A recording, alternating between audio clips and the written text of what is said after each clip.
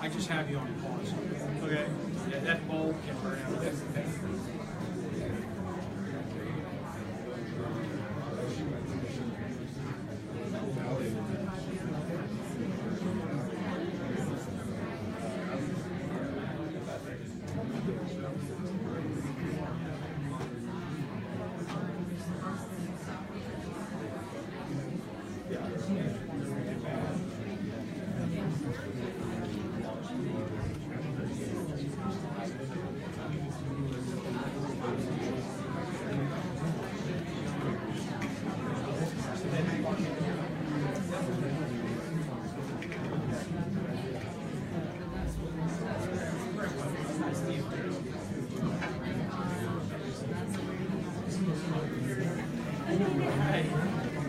Hey, one of our speakers made it.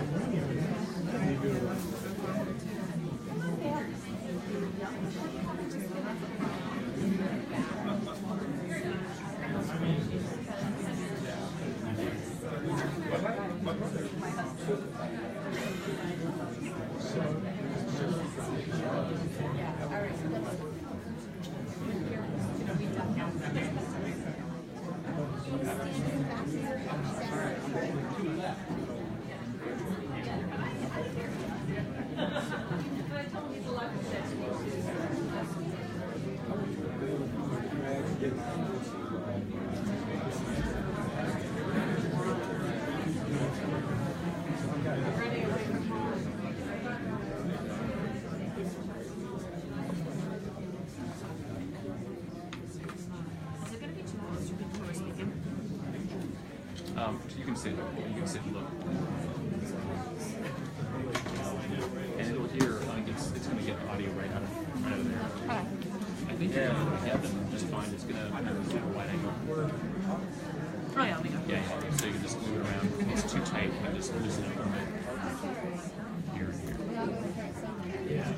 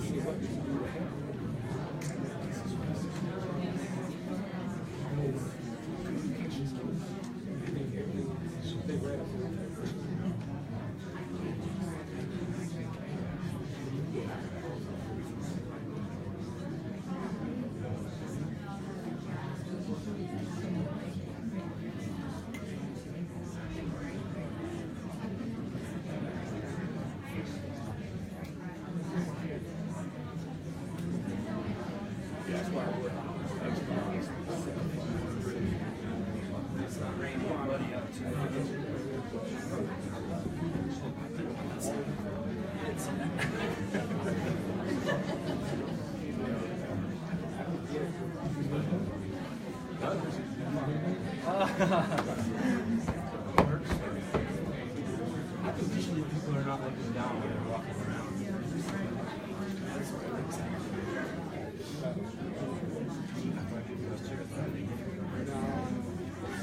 Okay, I see everyone's taking whatever seats we have. If you're able, I think there's more seats up in the front. Can you hear me without the mic, or do you need the mic?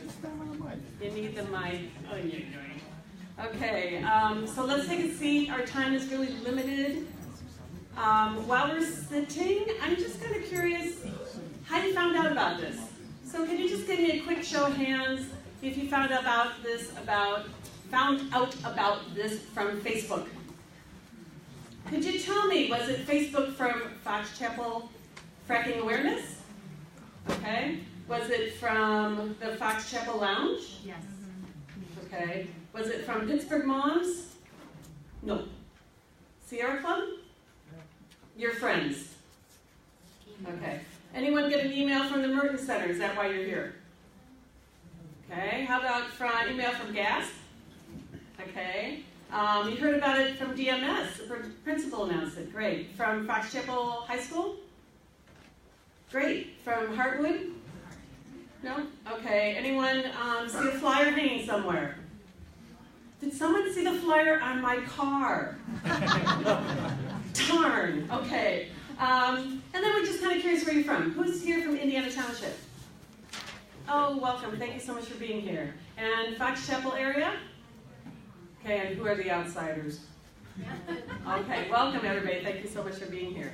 Okay, so did everyone sign in? Yes? Did we miss anybody? Okay, great. I just need to mention that tonight the event will be live streamed and it will be video. And our video king here, Mark Dixon from Blue Lens, is really good at shooting over the head, so we won't see your head, we'll just see mine. So don't worry about that. So it's time to get started. So come on in. We'll wait for everybody to come on in.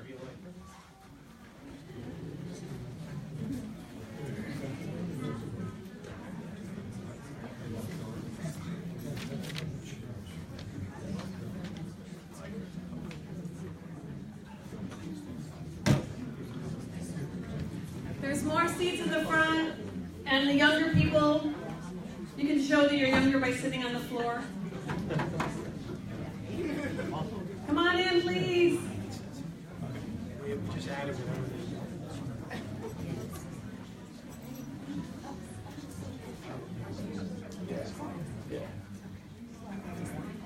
We still have some people in the hall. Please come all the way in. We've got some more chairs.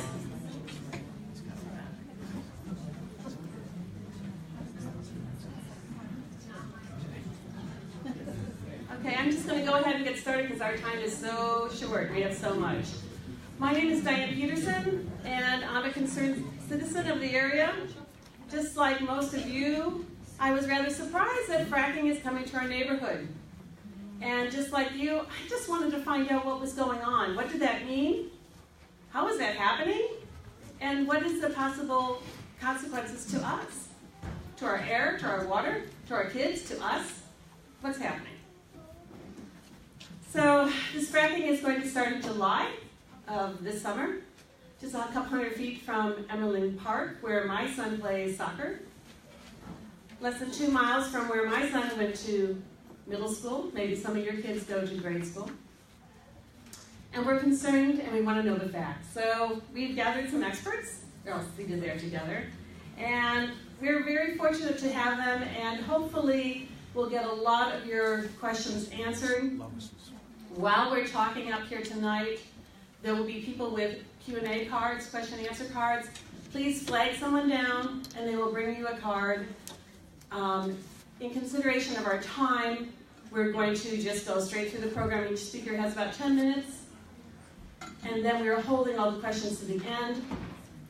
I'm hoping, since we have a half hour for questions, that we'll be able to get to all of your questions. But in case we don't, we will try to get those questions answered on a Facebook page. If you are Facebook unfriendly, then please put your email on your question and we will try to get that to you, try to get that information to you. But if we can, we'll get to it here in person. Pardon? Red card. Go. Oh, I've got a red card. Okay. So I would apologize ahead of time. We're going to be fast and furious, but hopefully we'll give you lots of information that you can use. So we're going to start with giving us some background. And Greg DiMedio, did I say it right? Oh, good. Is an Indiana Township resident who'd just like to share what he knows. Take it away, Greg. Okay. Thanks, Doug. Is this the clicker here? Yeah, I'll just get your slides up. Okay.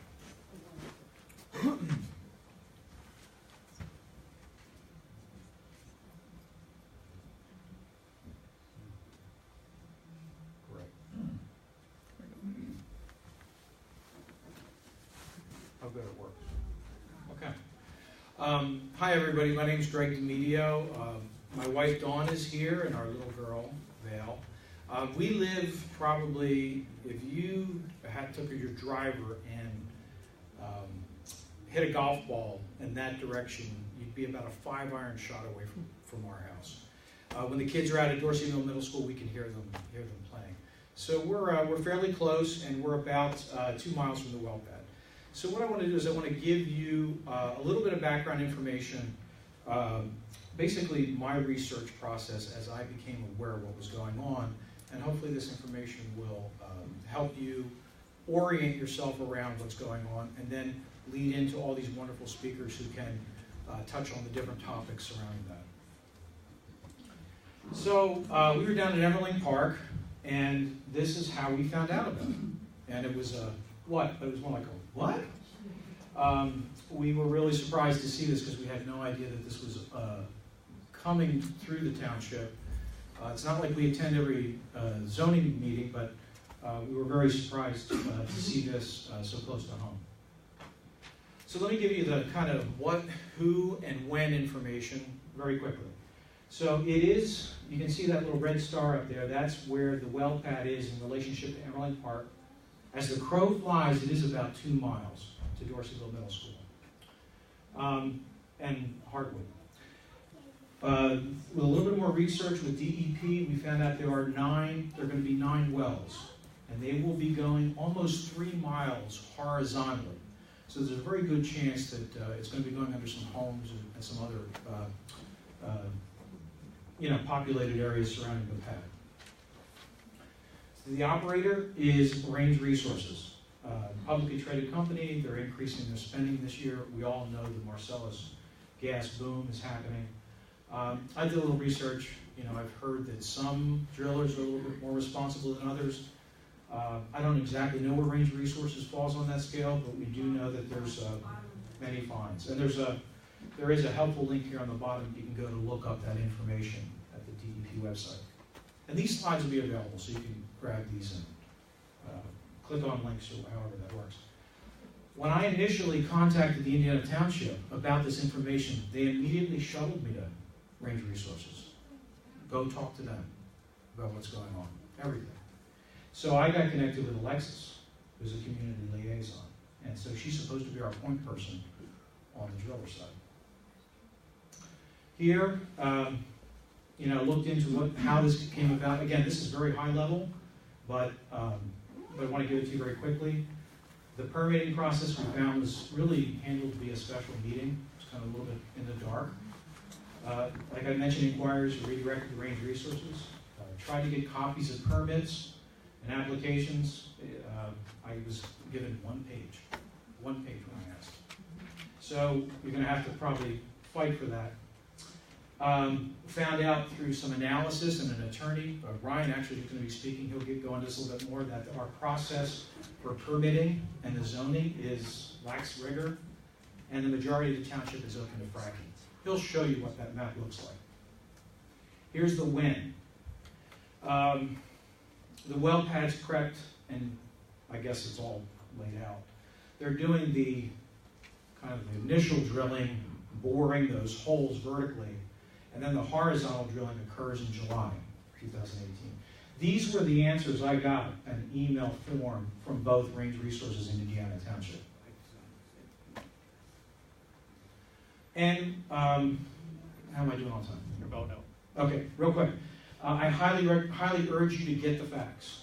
That, by the way, that's our water. We have well water, and we're 2 miles from the well pad.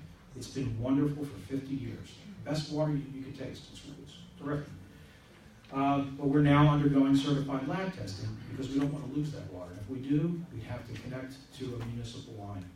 But here's a list of things. You want to look into air quality, impact on home values, groundwater contamination issues. These are all things that we hope come to light starting with this meeting and moving forward and holding the local government more responsible for giving us this information. Thank you, and I'll answer any questions at the end.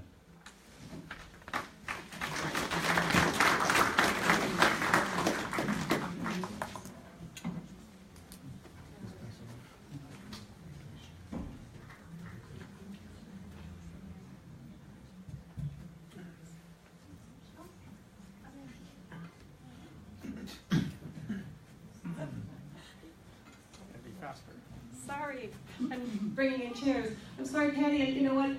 My introduction of Patricia, Dr. Patricia DeMarco, is back there. So she's going to tell you this, and she's going to tell you who she is, because it's all back there. Welcome, Patty. Thank you. Thank you, Diane. That was the worst ever. Hello, everybody. Pleased to be here this evening. Thank you for coming. I am Patricia DeMarco. I am a writer, retired in 2012 from teaching at Chatham and Pitt. Recently published a book. I'm a member of the Borough Council in Forest Hills Borough, where we have just opened our net zero energy borough building, and we banned fracking in 2015. So we had to revise the ordinance in order to allow for Act 13. So there is a 500 square foot space in our business district, which is the only area that is allowable for fracking of any kind. And it is way too small to accommodate the kinds of things that we can expect. What I'd like to do this evening is walk you through quickly. Oh, I know I'm going to need to walk around. I can't deal with this. Yeah, more than that. And a portable yak. So, is that right? Then take the handheld too. Yeah. There we go. Okay, can you hear me? You don't have that much space. I got it, just talk. Okay, can you hear me? Okay. So, this is technically what we're talking about. It's literally slick water hydraulic fracturing for natural gas. And, you know, we live in old land here. This is territory that was one time covered by ancient seas with vast algal mats that were responsible for producing the oxygen that's 20% of our atmosphere today. Millions and millions of years passed in order to convert that ancient biological material into the ores that you see this little thin black line down at least 7,000 feet. That is the Marcellus Shale. In some parts of Pennsylvania, you have thicker seams of coal that came from much the same kind of process, but with different kinds of soils. So the process that we're talking about is targeting those very deep but thin seams of shale-rich rock that contain carbonaceous material. Now, why did this suddenly spring forth to us in around 2006, launching in 2007? Because in the National Energy Act of 2005, there was a specific exemption for hydraulic fracturing for oil and gas technology that exempted the procedure from 7 environmental protections and public health and safety requirements. The National Environmental Policy Act, the Clean Water Act, Safe Drinking Water Act, the Clean Air Act, the Resource Conservation and Recovery Act, which is hazardous materials, Emergency Planning and Community Right to Know Act, and the Comprehensive Environmental Response Compensation and Liability Act, that's the Superfund Act. All of these are given special exemption for the hydraulic fracturing process. So that opened the way for this industry to proceed. Now these rich organic shale deposits are found in 39 states. They have a tremendous amount of material in reserve, fossil reserves, okay? It is one of the largest natural gas plays in the United States. It's right here in the Marcellus Shale in Pennsylvania. You can see that right here. And below the Marcellus is the Utica Shale, which is even deeper below. There are about 9.4 million people in the country living within a mile of Marcellus Shale and gas shale development. And there are about 172,000 workers, very few of them represented by unions. So they don't have any rights in the face of exemptions that were granted for occupational health and safety protections. There's a pointer. That's fine. This is, if you look from black to red, these are the wells that were drilled as of 2015. As you can see, they are spread all across Pennsylvania. And if you look at the target of how it looks when they begin to develop it, this is Hickory, PA. Dr. Stoltz will show you some additional slides from this area. You can see how densely these are. I attended a conference in 2009 when this was just beginning to be rolled out as the next best thing in Pennsylvania, and they talked about a 1 mile by 2 mile grid with 9 to 15 wells per cell of that grid across the shale in order to fully develop the Marcellus Shale play. Now, that doesn't count moving around to avoid schools, houses, community centers, commercial districts, or other kinds of activity like agriculture. Now, you've probably seen maps like this from the EPA where, you go and you have all kinds of trucks pump things down a hole and then it goes across. And they put little explosions to make that pipe porous. I'm going to describe each of these steps in a little more detail. First thing that happens is a well site is developed. It requires a tremendous amount of aggregate. They have to clear the area and develop a 500 square foot or so pad. That takes about 400 trucks of aggregate. They started doing this process down in Texas, where it's already pretty flat. Here, they talk about removing the overburden being the trees and the topsoil. So that's where you start. They begin by doing seismic testing to see where the depth of that shale seam might be. And then each pad typically uses about 3 to 5 acres of land, and they will plan to put 6 to 8 wells about on each site. They have equipment, water, cement that generates about 150 to 200 truck tips over a 4 to 6 week period. So the first 4 to 6 weeks, you're going to get lots and lots and lots of trucks. Miles of trucks coming to carry the 500,000 gallons of water that required for each well. This is fresh water. Usually here in Pennsylvania, it's taken from the rivers, but in other places and other parts of the country, there are a lot of conflicts for water use in areas where it isn't as common. You'll have about 100 oversized loads for rake equipment, such as pumper trucks, the mud pump trucks. They weigh about 164,000 pounds. And a lot of the areas where this is going are in places where the roads are not heavy industrial grade roads. They're country roads through the state forests, through the middle of towns. And so you can imagine the impact this would have on your local traffic. You also have accidents and spills that have occurred because of large trucks on narrow roads. A production well then is drilled down to 7,000 or to 10,000 feet, and then it bends horizontally for a distance of 3,000 to 8,000 feet, 3 or 4 miles out from the well site. And then that is controlled from a data truck, which is one of the things on there. They look at it on a seismic monitor. And this is one from Hopewell in Washington County. Then you have to put steel piping down that hole, not only the vertical part, but also the horizontal part. And you pump cement outside of that piping in order to seal it from the surrounding rock. And this is a direct quote from the industry practice that is pumped into the well, forced up the outside of the steel casing to seal the well and try to prevent natural gas, fracking fluid, chemicals, and produced water from leaking into the groundwater supplies. Now realize you're going through many, many layers of rock. And if you've ever driven along the highway where they've cut into the rock, you can see how many times you'll find vertical cracks in the rock. Well, those happen all the way down. So you're not only dealing with the cracks that are made on purpose, there are cracks in the rock naturally, and there's nothing to prevent the fracking from going into those spaces as well. They then put small explosive charges in the horizontal part of the well in order to make it porous so that the gas can flow into the pipe that was put there.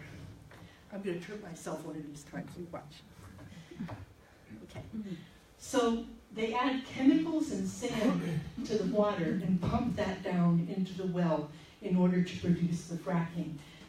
Silica dust, the silica sand, is a very high purity quartz sand, grained very fine. It becomes airborne anytime you're shoveling it from the truck into the places that are loading it into the fracking fluid, and it becomes airborne. Workers have become exposed to this, and there is a rise of silicosis among frac field workers, but it also can become airborne and drift into the neighborhood as well. It's very fine sand and it blows around. It's a heavy industrial site. You'll have lots of trucks with equipment, and there's a lot of logistics moving around on that site. It's a very dense, intense operation, and the workers are, in a very intense experience in working on the well pad. So what goes down the hole, okay? The average hydraulic fracturing fluid has 99% water, okay? It's fresh water. In some places, they're reusing the water from, they repurify it and take it out. But it has acid in it, corrosion inhibitors, friction reducing areas, which is why they call it slick water. It has clay control, it has corrosion inhibitors, scale inhibitors, iron control, biocides, and a gel. And that is what goes down the frac hole. I have seen industry people, hold up containers of this. It is a proprietary formulation. They're not required to say what is in it. And they said, this isn't bad for you. It's like Gatorade. You can drink it. Some of them have demonstrated that on occasion if they're very bold.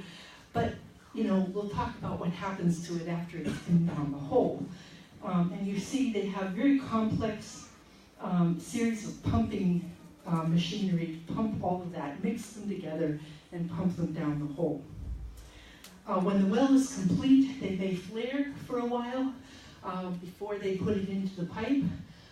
This is usually something you will hear. It generates a lot of heat and high velocity emission of the gas, and it's used in well testing and then in emergencies, and then to burn off escape vapors that they can't capture. There is a lot of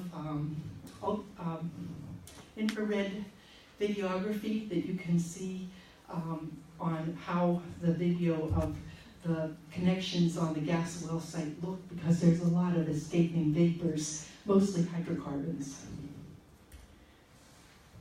Then you have to separate the gas from any water that may be in it, and from oils and condensate, and separate it into the different components in order to use it. And then you compress and store the gas in order to send it into the pipeline. Near the production facilities, sometimes into the dry gas, they will introduce mercaptan, which is the odorant that you associate with gas when you have a stove or when you turn it on, because naturally methane is not an odor. So for safety, they introduce mercaptan. But if you live in an area near the mercaptan plant, that kind of smell is with you all the time. You know it's there. It's kind of hard to hide it.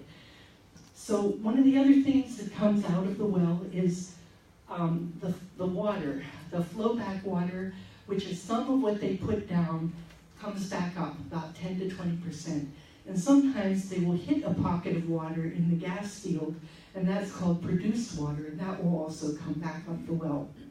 Now, this isn't the same stuff you sent down, because it has been in contact with that heavy organic shale rock that has all of these compounds in it. It acts like a solvent extraction process. So many of these things will dissolve into that water and come back up out of the well. So what comes out is usually put into an open pit, as this one in Dimmick shows, in order for the volatile compounds to evaporate, and then they will take the residue and dispose of it. Disposal of this produced water has proven to be quite a significant problem because you can't send it to many usual sewage treatment places. They're not designed to handle heavy hydrocarbon loads, and they're not designed to handle the heavy salt. This is about 1,300 times more concentrated saline than regular seawater even. So it's very, very salty, very corrosive. So think about what you're doing here. You're putting a heavy salt thing with acids in it down a pipe that is made of stainless steel and surrounded by cement, which has had to go down and miles out. Think about the potential for having small imperfections in that process along the way. Also difficult to test for the validity and intactness of that shield all the way down through that distance. So you're expecting a lot from this technology, and I think there will be some people talking about some of the consequences of that. 4 minutes, you're kidding. Okay. All of these slides will be available to you. Okay, so you also get,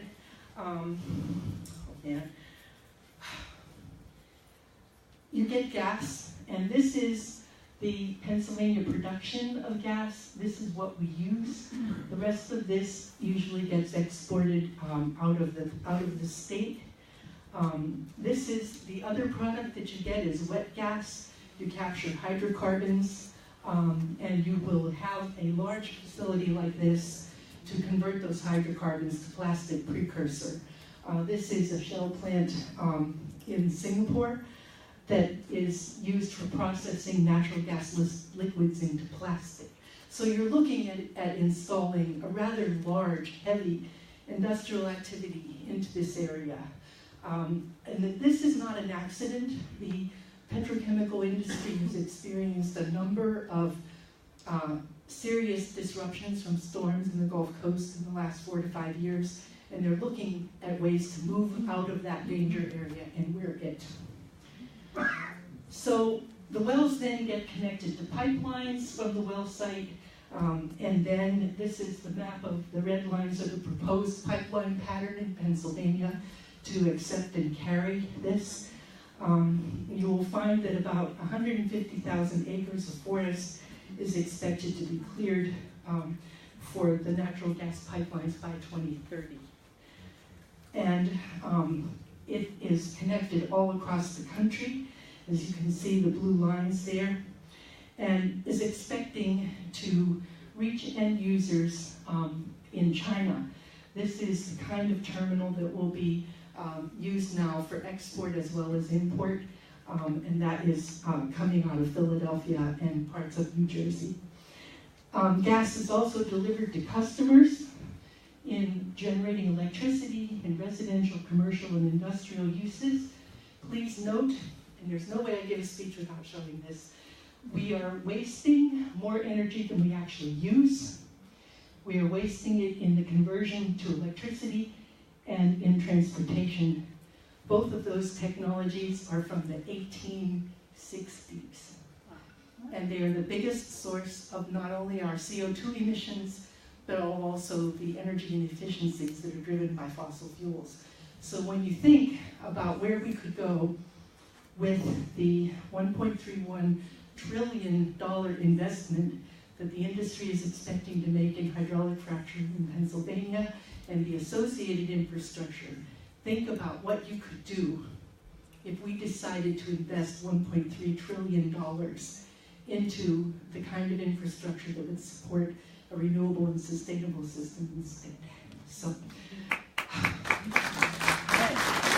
all of these slides are available in PDF form, and I did include all the citations for all my slides and resources for further study. I also highly recommend to you the League of Women Voters pamphlet. Would you hold that up, David? Which David has there. Yes, it has a lot more information. I encourage you to take that and peruse it at your leisure. So, We made it. We made it. Thank you, Patty. So, I'm sure she appreciates your applause because she was great and she had a big task. But do also note that she just recently published a book, and she'll have somewhere. Will you have more information on that? yeah. Okay, great. Okay, as we know, we're being videotaped, just to remind everybody. And also, I don't know, maybe you didn't hear, maybe you weren't here yet. We have a question and answer card because we're going to collect all these and then have question and answers only off the cards at the end. So please, my helpers, when you raise your hand, can you come in and raise your hand so that we know that if you want a card, just put your hand up. Thank you. Okay, so next up, Ryan. Where are you? There he is. Ryan Hamilton, our lawyer from he's from Hamilton. Go ahead. Hamilton Law. Hamilton Law, there you go. And he's an environment, energy, and land use attorney there. So he's going to talk to you about zoning and leasing. Thank you.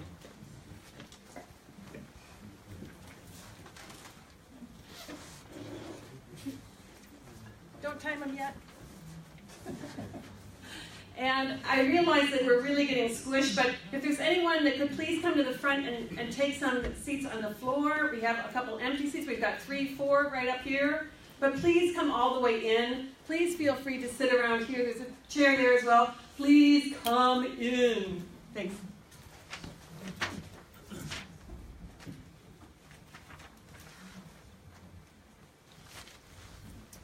All right, hi everyone. My name's Ryan Hamilton. And Lav mic for your. After this in your pocket. sure. In your pants pocket.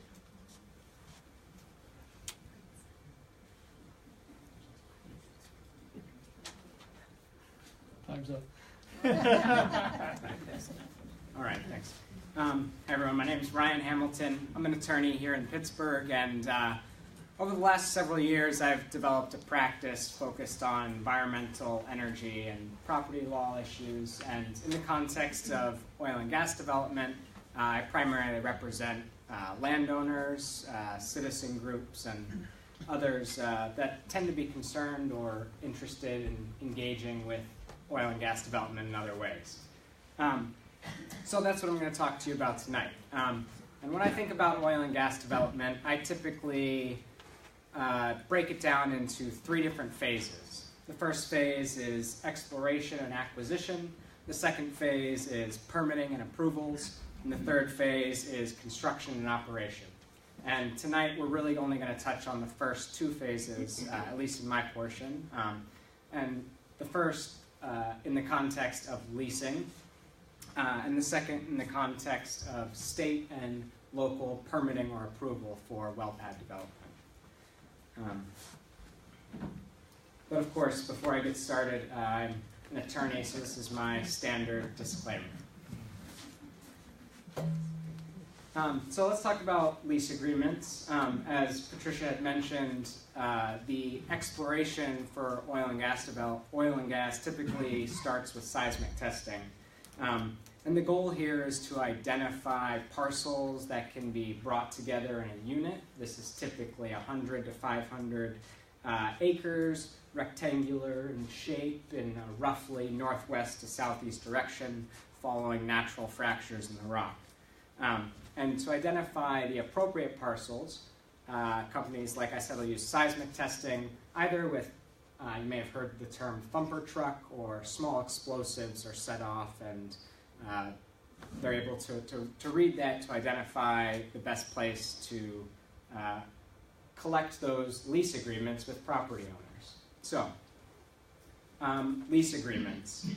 In Pennsylvania, the law considers the mineral estate as opposed to the surface estate. The mineral estate is subservient to the mineral estate is dominant and the surface estate is subservient, meaning the owner of the mineral rights has access reasonably necessary to develop those rights. But often when you're approached about leasing, you're going to be handed a standard lease contract. It's going to have your name and address on it, but these are standard terms. And one of the first terms there is going to be a granting clause, and that granting clause is often going to allow the leaseholder to develop, in some contexts, Marcellus shale gas from your property. But more often than not, it's going to also grant the right to possibly develop other minerals or gases, to construct pipelines or construct other surface sort of operations, maybe to use surface water, and maybe even to store gas underground. So when you're thinking about looking at that lease, I think you want to take a close look at that granting clause and understand what it is you may be leasing. Another kind of common question and term that's in that standard lease is going to address the length of the lease. And typically a lease is broken into two terms, a primary term and a secondary term. The primary term is the first 5 to 10 years, depending on your specific lease language, and this gives the company an opportunity to explore and start producing gas from your property. Once gas is being produced, it rolls into the secondary term, and that lease remains in effect depending on the language of your specific lease, but typically for as long as that gas is being produced in paying quantities. Now, you'll know, I'm sure you've seen in the newspapers, there's a lot of litigation right now about what that phrase, paying quantities, really means and what can be included in that. So when you're looking at your lease, it's very important to understand what that is and maybe to define it more specifically. So terms of payment, it's also something that folks are always asking about and concerned about. You're going to see a lot of different terms in payment depending on your lease, but very typically you'll see a bonus payment, which is a one-time upfront payment for signing on a per acre basis. And I've seen this range from anywhere from $250 an acre to $6,000 an acre. So this is something to keep an eye out for. There may also be rental payments, which could be one time or annually, maybe to store equipment on your property or for some other type of use. And then there's also going to be that royalty payment, which is what people talk about quite often. And the royalty payment is the percentage of your interest in the profits from selling the gas from your property. So in Pennsylvania, the law actually requires a minimum royalty payment of 1/8 or 12.5%. And at the height of the sort of leasing boom, we saw royalty payments, as much as 22%. But they've, since likely gone down from there. So I think, this is a very brief overview in 10 minutes, but there's going to be a lot of different terms in your lease. There's going to be a lot of different opportunities for you to potentially negotiate the terms of that lease. So it's important to understand what's there. It's important to understand that many of those terms can be negotiated. You're going to want to consider the financial benefits, but also the impacts to your property in terms of surface use, and maybe the environmental and health impacts that others here will be talking about tonight. So that's all I'm going to say about leasing for tonight. And then we're going to move into the second phase of gas development, which is the permitting approvals phase. And typically for a well pad, such as the unconventional well pad that I believe was proposed by Range Resources here in Indiana, there's kind of two entities who are in charge of permitting or approvals. Typically that's the DEP, the Department of Environmental Protection, that's a state agency, And then there may also be a municipal agency, or the municipality could also be involved in permitting and approvals. And here in Indiana Township, they are. So for the DEP, there's going to be several different types of permits issued to, in order for a company to construct a well pad. You're going to have erosion and sediment permits, drill and operate permit, waste permitting, and then also some pipeline construction permitting, to name some. I always tell folks that it's important to know about these because this is where all of the information that you're likely interested in is contained. And you should know that as a member of the public, you have a right to submit a right to know request to the DEP and request this information. The drill and operate permit in particular and the application materials are important because they contain a lot of the information about the number of wells that are going to be permitted, as well as where they'll be located, what direction they'll be drilled in. And you may learn more about the casing and cementing. That often raises questions for people. But in sort of tandem with this state permitting, there's often a local municipal approval or permitting process that's happening as well. And in Pennsylvania, the State Municipalities Planning Code is the statute which gives authority to local municipalities and townships to regulate land use and zoning through their police power to regulate the health, safety, and welfare for the community. And zoning ordinances typically have two major components.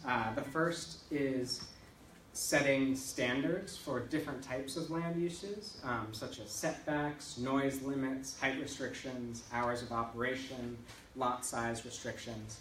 But the second piece is a zoning map. And this map typically divides the community into districts and it attempts to group compatible land uses together.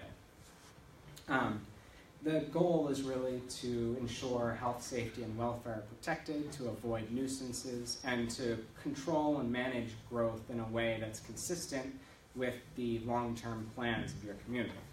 So, once that's all set, there's going to be a lot of different types of land uses that are occurring in your community. Some of those land uses are permitted as of right. So for instance, residential development is typically permitted as of right. And as long as you're developing a residential home in accordance with the standards of the ordinance, you're allowed to do that. But there's also a public participation process that's important for certain types of land uses, and that's going to be designated by your zoning ordinance by identifying that land use as either a conditional use or a special exception use. And in those cases, it's going to require a public hearing in front of either your Board of Supervisors or the Zoning Hearing Board. And I'm going to talk a little bit more about the specifics of Indiana Township. So let's just, I'm out of time, so let's just talk about Indiana Township. You'll notice this is a zoning map from Indiana Township, and I took this from the township's website. I assume it's up to date. There are 9 zoning districts that have been identified within the township. The agricultural, the residential estate, the low-density residential, medium-density residential, village residential, trailer residential, office flex commercial, commercial, and light industrial. Each of these has a specific purpose and specific standards that apply to development within that district. But you're really here to learn a little bit more about oil and gas development, so we'll talk about that specifically. In Indiana Township, in April of 2013, the township actually amended their zoning ordinance. And this ordinance establishes criteria for oil and gas development as a conditional use in all zoning districts except for the village residential and trailer residential districts. So, if we break that down, what does that mean? First, it establishes oil and gas development in all zoning districts except the residential trailer, or village residential and trailer residential. So if you look back at the zoning map, you'll notice that the village residential is in red and the trailer residential is in brown. Every other district on that map is where oil and gas development is permitted in Indiana Township. Ryan mentioned that that's orange, it's not brown. Yeah, so this is, you'll see this is the orange district here, which is that's the largest, that's the medium density residential.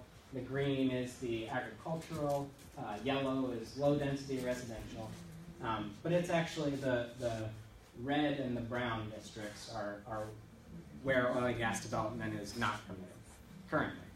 Where are we now? Where are we in connection on that map? Where are we? Someone who knows the township better point me in the right direction. Okay.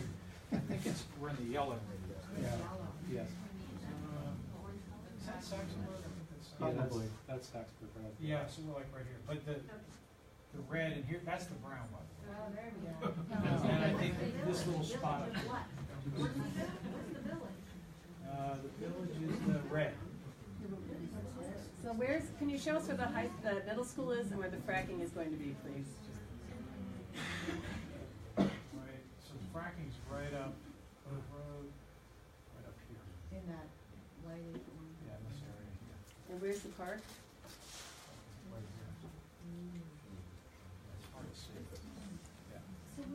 So I think this map is important to look at, but it's important to also consider it in tandem with the zoning ordinance standards. And in Indiana Township, it's not, oil and gas development is not permitted as of right, but it's permitted as a conditional use, meaning there's a public participation process which is in place, which allows the public to gain information about the process. It also requires that the Township Board of Supervisors collect this information and make a decision about whether to permit it in that particular location. So that process in Indiana Township starts with a developer submitting an application to the zoning officer.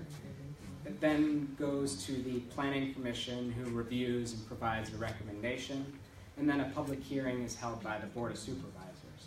So that's important to know because that's your opportunity to either support the development or object to the development. Just a quick comment, I know, because the Indiana Township, I'm in litigation right now, they only advertise in a publication that cannot be received by most Indiana Township residents, which prevents our ability to understand that these public meetings are happening and our ability to weigh in before decisions are made. I think that's something you should talk to your Township Board of Supervisors about. Because I think it's important that the public's aware of these meetings and has the opportunity to participate in them. So typically those are published in a newspaper of general circulation or on a township website. If you're not aware of what that is for Indiana Township, or if it's not being published regularly, I think that's something important that you should talk to the Board of Supervisors about. So once they've held this hearing, the Board of Supervisors will make a decision to approve with conditions, or deny the use. And there's typically a 30-day period for either the developer or objectors to challenge that decision. So takeaway, there's a lot of opportunities for you to gain information, for you to participate in the process. Timing is very important because if you do not participate at the right time, you can lose that opportunity. So what is the timing? Okay, we'll have questions at the end, please. Are you done, Ryan? Yep. Okay. When are the board of supervisors up for re-election? Okay, so here's a chance. I need to see lots of hands because we have questions. Please write them down. We want to save a half hour at the end for people to ask questions. Please, people raise your, can you get them? Yes, thank you. Okay, next we have, thank you very much, Ryan. Ryan, wherever you are. Next we have James, Dr. James Fabriska. Did I say it right? He's the director of, pardon me? Fabizac. Oh, I knew I screwed up. Okay, he is the director of the Center for Healthy Environment and Communities from the University of Pittsburgh. And he is going to talk about our air quality as affected by fracking. Thank you. And I knew I'd screw up your name. Okay, well, thank you all for coming. I apologize, I'm sort of in the tail end of a cold, so I hope you can hear me okay. Everybody in the back can hear me? Okay, thanks. So what I'm going to do is talk a little bit about maybe the air quality repercussions of this industry that is already here in Pennsylvania, but coming essentially to your town. And just to get to Patty's point, if you have any doubt that we're not set up to become sort of the next petrochemical hub in the United States, this is a map in the background there of the United States. Those black lines are the major natural gas pipelines within the United States. You can see the high concentration in Houston, Texas, the Gulf Coast in Louisiana down there, sort of right underneath the green text. But up there, the next hub is the current state of affairs here in western Pennsylvania, Ohio, and such. So the industry has been thinking about this for some time in order to sort of develop that type of infrastructure.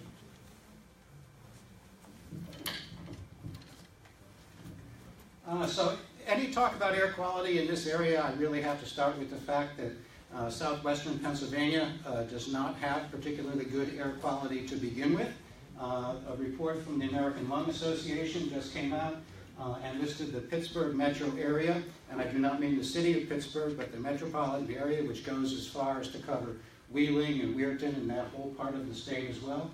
Says it's number 10 worst for short-term particulate air pollution, number 9 for long-term particulate pollution, and number 29 for ozone pollution. And that's out of almost over 250 U.S. Metropolitan areas. Allegheny County ranks in the top 2% of all U.S. counties for cancer risk attributable to general air pollution, and 0.1% in terms of risk that comes from point sources, major industrial sources that are making air pollution. So there are two broad classes of air pollutants that sort of get regulated by the federal government under the Clean Air Act. The first are the national ambient air qualities, for which ambient standards are set. So, for example, the Pennsylvania DEP, or in the case of Allegheny County, needs to go out and measure the concentration of these pollutants in the ambient atmosphere because they're considered that they're widespread in the environment and considered harmful to public health. And if those standards are not met, then certain plans and basically plans have to be put in place in order to meet the attainment of those particular standards. They are sulfur dioxide, particulate matter, nitrogen oxides, ozone, and ozone is unique because it's a pollutant that is not directly produced by industry, but is essentially formed in the atmosphere by two of those other criteria air pollutants, or at least nitrogen oxides and another class of pollutants called VOCs, which I'll talk about in just a minute. The other class are hazardous air pollutants, which are really too many to be measured in the ambient environment for practical purposes. These are 187, almost 200 chemicals known to have carcinogenic or non-cancer toxic endpoints, such as birth defects, reproductive, neurological, respiratory. They include such things as benzene, formaldehyde, acrolein, diesel exhaust. You may have heard some of those in the news. Regulations of these are really geared towards major point sources, and they're really not necessarily based on health-based standards. They're based on what practices that industry can do to essentially limit the production of those pollutants. But rarely is it a concern, rarely is it a consideration in terms of what the actual health impact of those particular pollutants might be that are released. The third class are these volatile organic compounds.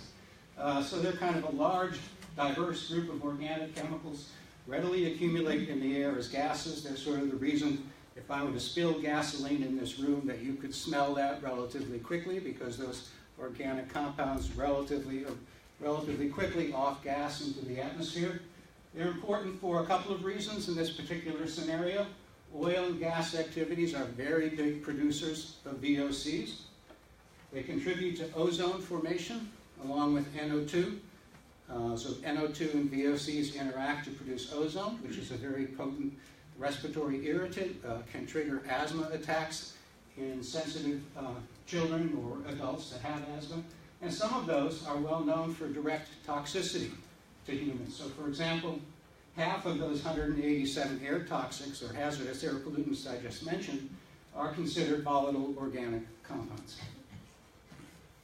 So two statements that I'd sort of like you to consider, and I'd like you to sort of take the middle ground in this. We hear sort of two sides of this equation. I kind of call this my black and white slide. So you hear one end of the table saying unconventional natural gas drilling is a hazardous, untested activity that should be banned. The other side of the table says we've been doing hydrofracturing for decades, so there's nothing to worry about. It's perfectly safe. What I would really challenge you to do is to get away from either one of these two extremes and spend time with this next sentence that I'm going to read to you, which is that unconventional natural gas drilling creates novel opportunities and potential for exposures to hazardous agents. We know those hazardous agents are there, and situations that may negatively impact human, community, and environmental health. The question then becomes, what is the magnitude and how best to manage that risk? So we're very good at identifying those hazards, but the ultimate part of the equation that's really uncertain and hard for me to establish is what that exposure will actually be. Because without knowing that exposure, it's very difficult for me to make any sort of estimation as to what your risk could be. So many of you probably came here trying to get an answer to this question, is will I encounter an adverse health effect as a result of unconventional natural gas drilling in my neighborhood? In the best case scenario, you could sort of liken the people in this audience as to those people in the casino. Some of those people will win. You can sort of think of the context that winning is the same as getting sick. Okay? Just bear with me for a minute. One's a good thing, one's a bad thing. But I can't tell you which of those individuals are going to win. I might be able to come up with some estimation about what percentage of those people might walk away being winners. But in order to do that, I have to know how much they're spending time at those slot machines. That's the same as what's the concentration of those air pollutants where they live, and how do those machines operate? What's the payoff ratio on those? How well does the well perform in terms of its emission of air pollutants? And until I get good answers for those questions, it's very difficult for me to ultimately predict that risk. So this is just a table. I hope you can see it, maybe not all the way in the back. It lists a variety of hazards associated with unconventional natural gas drilling. So we have exposure to airborne chemicals, such as particulate matter, VOCs, NO2, and ozone. You'll hear more about waterborne chemical exposures in the next talk or so. But some of these questions are really what I need to know in order to get good answers for that exposure part of the equation. Are we considered about accidental exposures with a spill or an explosion of some kind? Or are we concerned about exposures that just occur in everyday ambient operation of the well? Best practices, worst case scenario, are the worst practices within that industry. And we know that there is tremendous variability in the emission of methane and other contaminants from various wells. So one well is not the same as the well that might be right next to it. How close do people live to that well? What is the concentration of the pollutant in the air and the water? What's the duration of exposure? What's the fate and transport of those properties? How will the NO2, how will the VOCs interact in the atmosphere to actually produce that ozone? So hazards exist at multiple levels. So certainly in your backyard, there's a farm right next to a well pad on the left. Regional, we think of ozone as being a regional problem.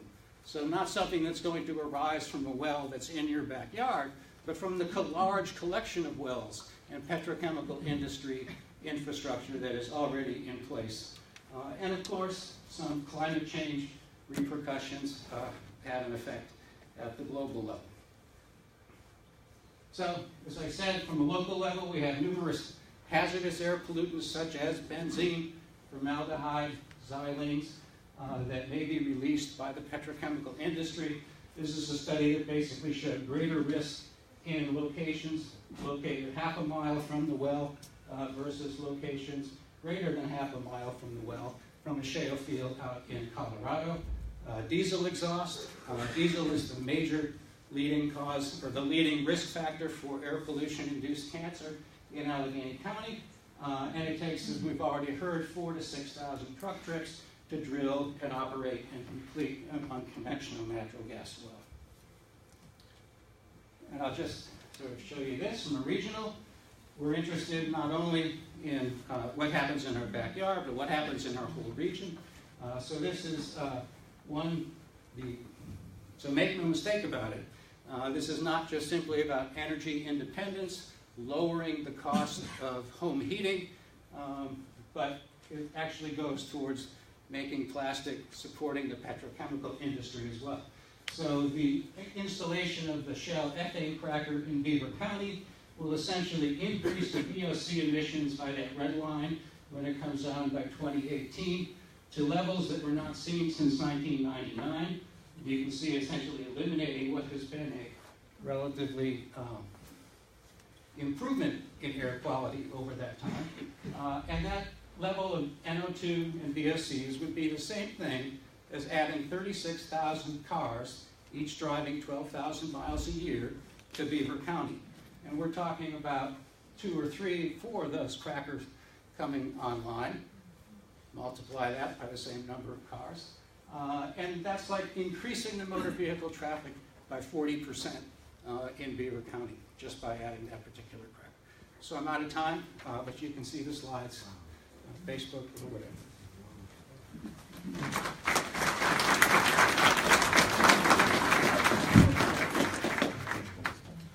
Okay, I'm going to switch here. Thank you, Dr. Fabriziak. Is it closer this time? Fabriziak. Ah. Anyway, okay. Next, let's see if I can butcher John's name. Can I make an amendment, or will I get in trouble? You can make an amendment, I guess, to your name. No, not to my name, but to my presentation. Sure, okay. While I'm introducing him, he's going to make an amendment. Okay, next we have Dr. John Stoltz. He is the director of the Center for Environmental Research and Education at Duquesne University. And, yay, I got that one right. And I just want to remind our speakers that it's as difficult it is, please try to keep that microphone because we do have overcapacity outside that need to hear us. If you can't hear us, wave or something so we can speak more clearly. While John is taking his slides and inserting them, please remember that our question and answer is only going to be off the card. So I know you have some important questions and some important issues. Please write them down. Please raise your hand so we can get you a card. Are you ready to go? And how many minutes do I have? 10. You got 10. 10. This is crazy. I don't want to say it's a pleasure to be here because I've been doing this now since, sorry about that. I've been doing this now since early 2010. I gave a presentation at the Unitarian Church down in the city of Pittsburgh, and I also gave a talk shortly thereafter down in Midway. And I thought it would be our Midway in 2010. Here we are, 2018. And the good news is we have more people interested because they want to know what's going on. But this has been going on now since 2004 in Washington County and in the northern tier in Bradford and Tioga County. I just spent some time there this summer meeting farmers that were drilled back in 2012 and learned about their issues. And what I want to do is talk to you about protecting your water and why it's such a concern. Why should we be concerned about this? Well, we're all sitting on top of Marcellus and Utica and the Upper Devonian, 3 major shales.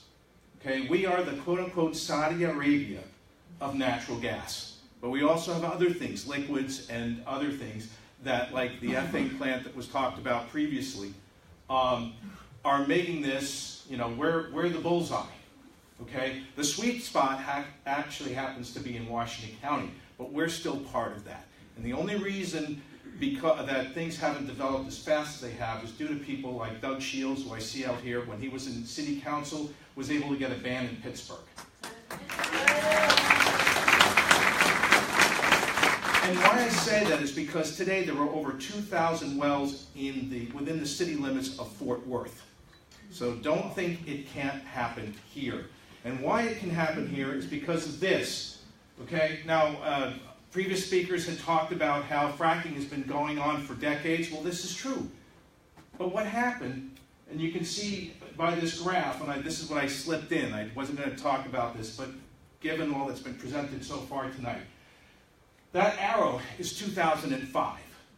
And if you notice, something dramatically happens to the right of that point. And that's the production of unconventional natural gas in this country. Something triggered that event.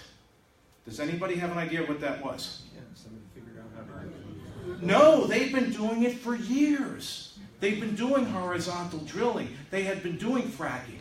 No, 2005, the Energy Policy Act, which exempted hydraulic fracturing and subsurface natural gas storage, which is another whole story that we don't have time to talk about, from the Clean Water Act and all associated bills protecting our water resources. Now, the other thing I want to tell you about, which also worries me, is the fact that another myth of Marcellus is that you're going to get royalties for 50 years. This is a decline curve from Range Resources. It's their own data. Okay, I've got other data that we've crunched from researching now over a decade's worth of drilling in Washington County. These wells last 3 to 5 years. Yes, they produce a lot of gas and they can produce a lot of revenue. But I say it again, 3 to 5 years. And we estimate that given that the maximum amount of ethane coming out of a well in Washington County is 18%, that we are going to need 1,000 fully functioning gas wells to feed the cracker plant, which is going to use 4.4 million gallons of ethane a day. And if those wells only last 3 to 5 years, that means every 5 years, another 1,000 wells going in. And we're going to have stuff like this that's already happened in Washington County. This is the watershed of Cross Creek County Lake.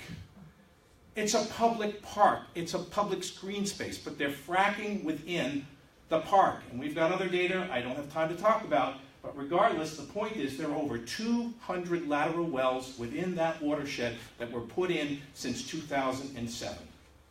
Okay? It's moved remarkably.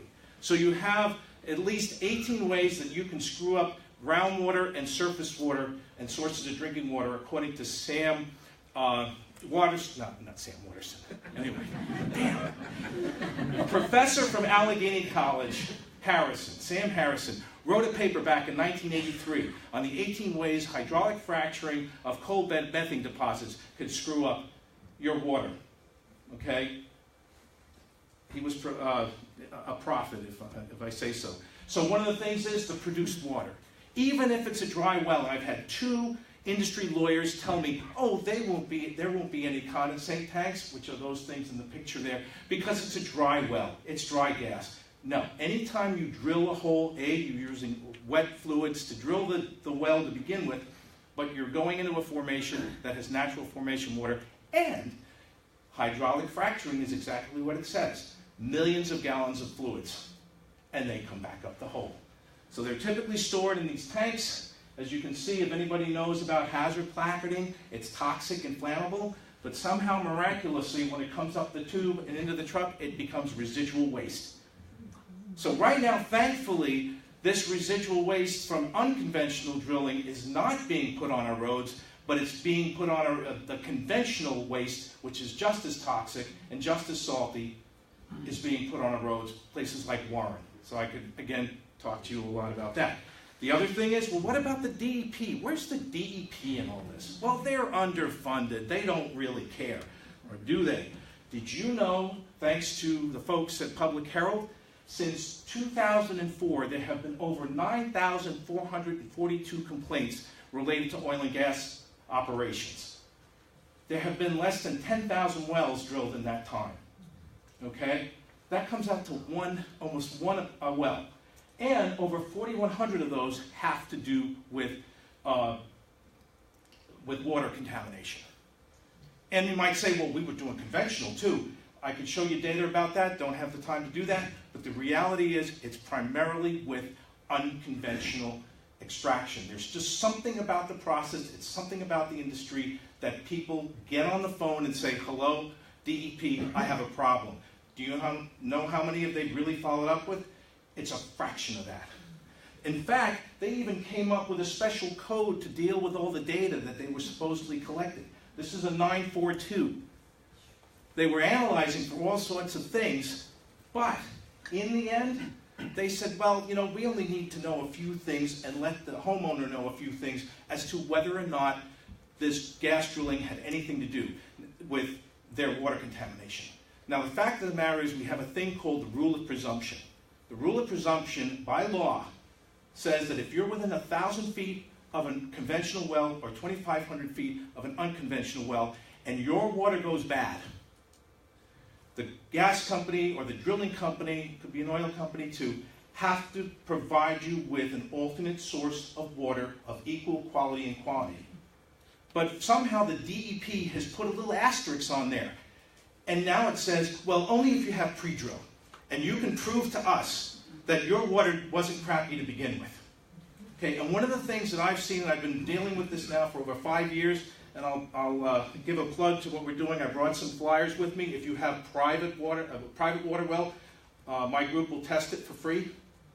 Okay, because this whole business of not having pre-drill.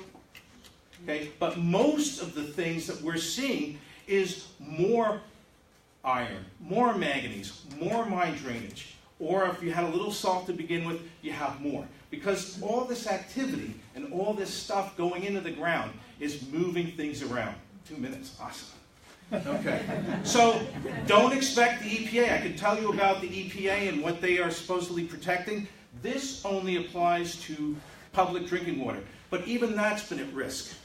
Okay, we started letting the industry take their wastewater to publicly owned wastewater treatment plants, of which we had 16 in this region, okay? And shortly thereafter, the salinity of our rivers started going up, and more importantly, bromide contamination started to occur.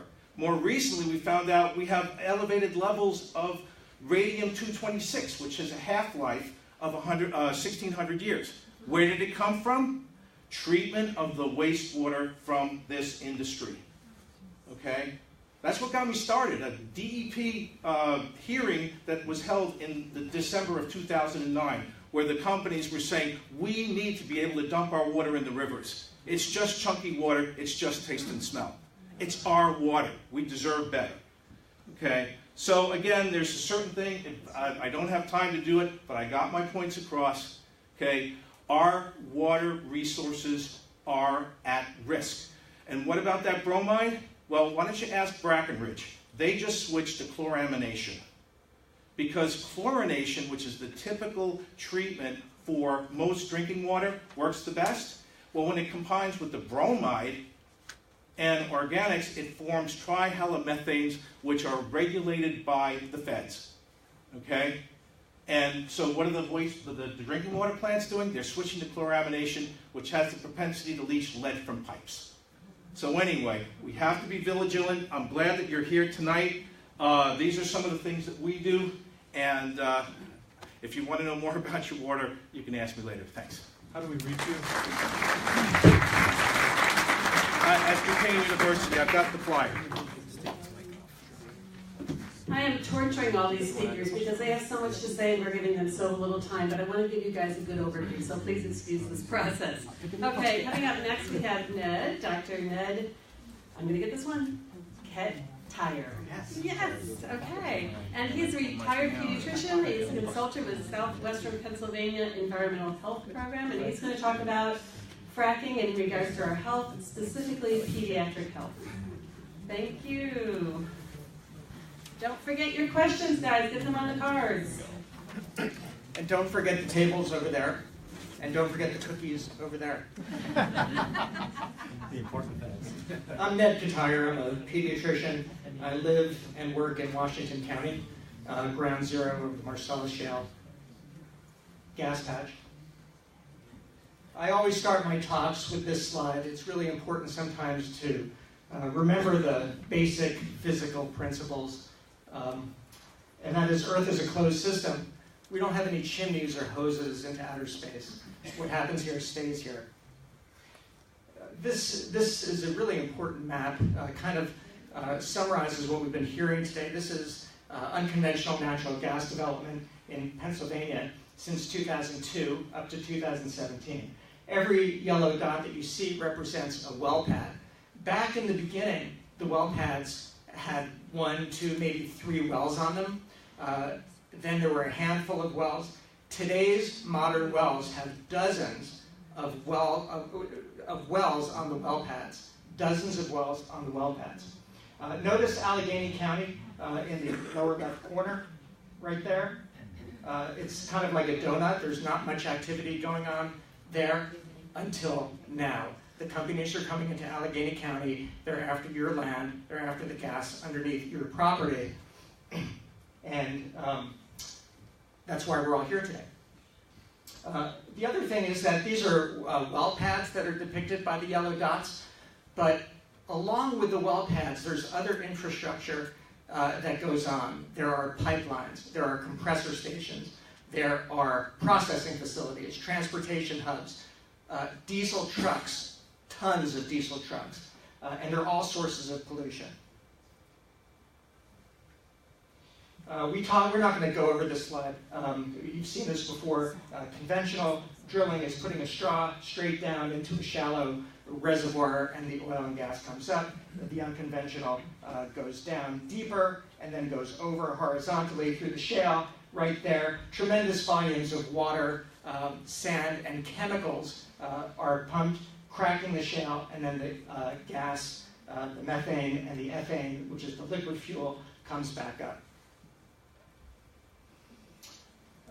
The industry wants you to see this area here. Keep your eye on this. It's a shell game because all this other stuff is going on around it. You have diesel trucks. You have drilling. Again, not just one well. You have multiple wells. You have fracking right here. Some brainiac came up with this idea of putting the flowback into an evaporation pit where toxic emissions are allowed to evaporate on purpose into the atmosphere so you can breathe it. There are pipelines, compressor stations, and that's a processing facility near where I live. So important points to keep in mind. Emissions of toxics occur at every stage of the process, every point of infrastructure. Emissions don't stay in one place. Trucks travel, winds blow, rivers and streams flow. What goes up comes down. Climate and weather patterns and topography help determine exposure. We live in an area of river valleys and hills, and air pollution likes to settle on the low points. So people who are living and working down in the river valleys are more prone to be exposed to air pollution.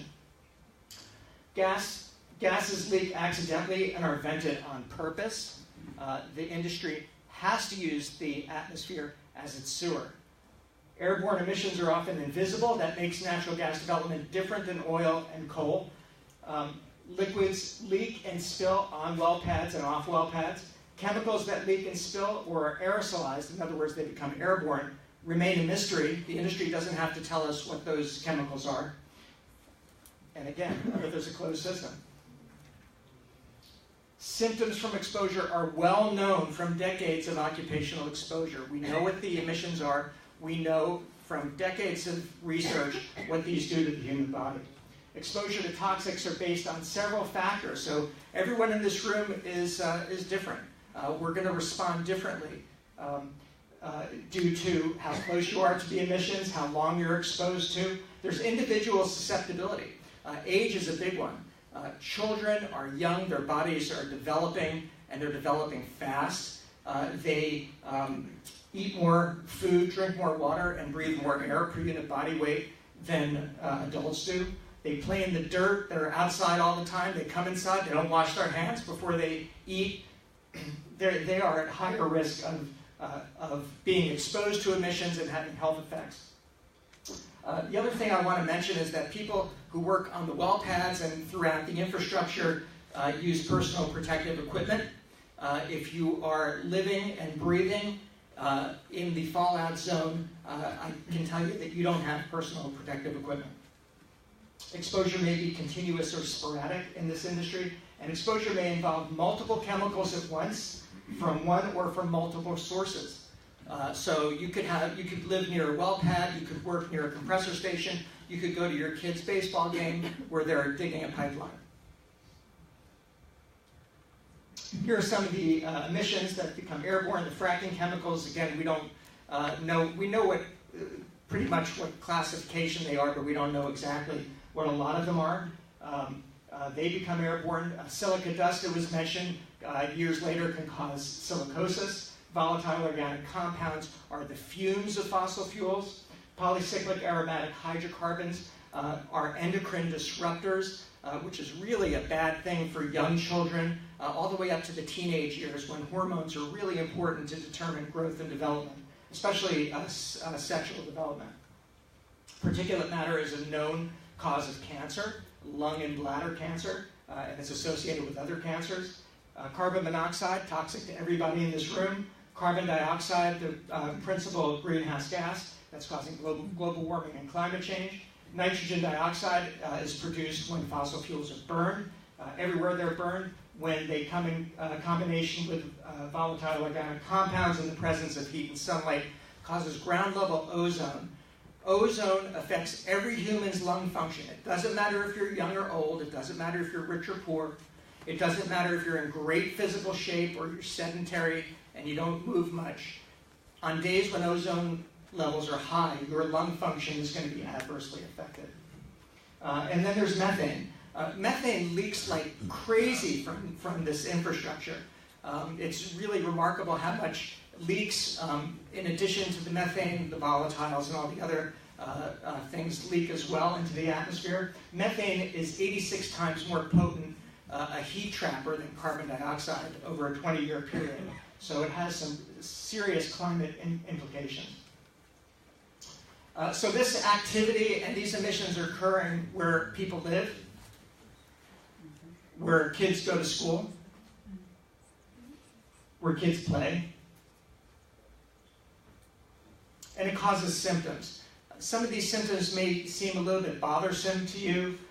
Sleep disruption, headache, throat irritation, stress and anxiety, cough, difficulty breathing, sinus problems, fatigue, nausea, wheezing. You can see the theme of respiratory problems, both upper and lower respiratory problems. You know, you look at sleep disruption. Well, how bad can that be? Well, you know, if you have health issues, that can be a big problem. If you have migraine headaches, those headaches can be bad. If you have asthma or COPD, if you're a smoker, these symptoms really get much, much worse for people. There's an association between proximity to natural gas wells and asthma, mild, moderate, and severe. There's a lot of stress that's associated with this activity. You know, the industry calls well pads mini industrial complexes. Think about that. I don't think you want mini industrial complexes in your backyard. There's a lot of noise from these mini industrial complexes, a lot of odors, light at night. There's a lot of traffic, a ton of traffic. I live in an area where there's a ton of traffic from this industry. More traffic-related fatalities. Crime rates are higher. Sexually transmitted diseases, by the way, are higher. Piece of information. So, really quick, health effects from air pollution. Air pollution causes cradle-to-grave impacts, complications of pregnancy, including miscarriages, low birth weight, prematurity, infant developmental problems, such as birth defects, ADHD, learning disabilities. Even autism has been associated with exposure during pregnancy to autism, to air pollution. Childhood asthma is worse when air is polluted. Benzene, a volatile organic compounds that's emitted in this industry, becomes airborne, causes childhood cancer. Adult lung disease, COPD, silicosis, asthma in adults is worse with air pollution. Heart attacks and strokes are more common to occur when air quality is worse. We mentioned cancer. Air pollution causes cancer. Environmental degradation and destruction affect mental health, affects everyone's mental health, particularly children.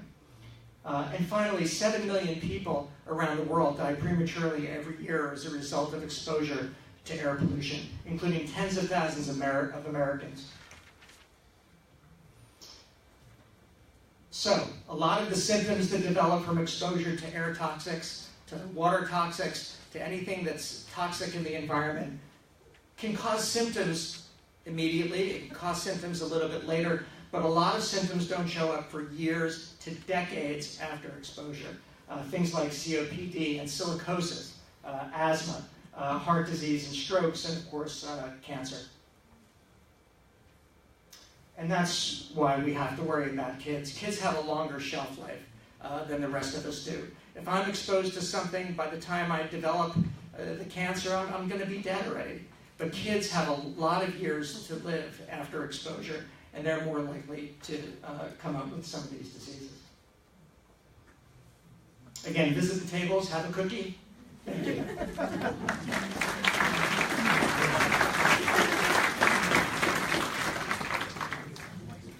I like the advertisement for the cookies, and we are really happy for the moms and the wives that made them. Thank you, wherever you are, Linda and Dawn. Okay, moving right along, now we're going to get a little bit more personal. So we're going to have Lisa Bauer Bjornson, and she's getting plugged in over there, and she's going to talk about living with fracking. She's an impacted citizen. She's with Clean Air Council, and she's going to tell you about her personal experience, what it's really like to have frackers move in next door. Okay, in the meantime, remember to get your cards. You ready to go, Lois? Yes. Can I tell you, Lisa? I am the worst at this. Okay, I'm never coming back to the stage, I can tell.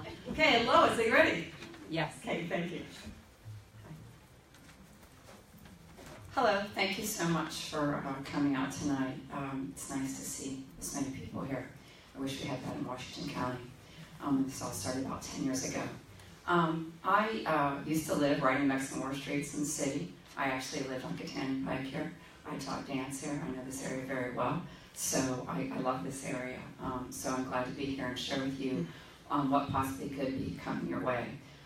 Before I do that, I'd like to read something to you, and then we'll look at my slideshow. What I'm about to read to you is what energy companies of all facets, Range, Chesapeake, EQT, hand their shareholders as they're investing in their company. Natural gas and oil operations are subject to many risks, including well blowouts, cratering and explosions, pipe failures, fires, formations with abdominal pressure, uncontrollable flows of natural gas, oil, brine, or well fluids, and other environmental hazards and risks. Our drilling operations involve risks from high pressures and from mechanical difficulties such as stuck pipes, collapsed casings, and separate cables. Some of these risks or hazards could materially and adversely affect our revenues and expenses by reducing or shutting in production from wells or otherwise negatively impacting the projected economic performance of our prospects. And if any of these risks occurs, we could sustain substantial losses as a result of injury or loss of life, severe damage to or destruction of property, natural resources or equipment, pollution or other environmental damage, cleanup responsibilities, regulatory investigations and administration, civil and criminal penalties, and injunctions resulting in limitation or suspension of operation. There is an inherent risk in incurring significant environmental costs and liabilities in our operations due to our generation, handling, and disposal of materials, including waste and petroleum hydrocarbons.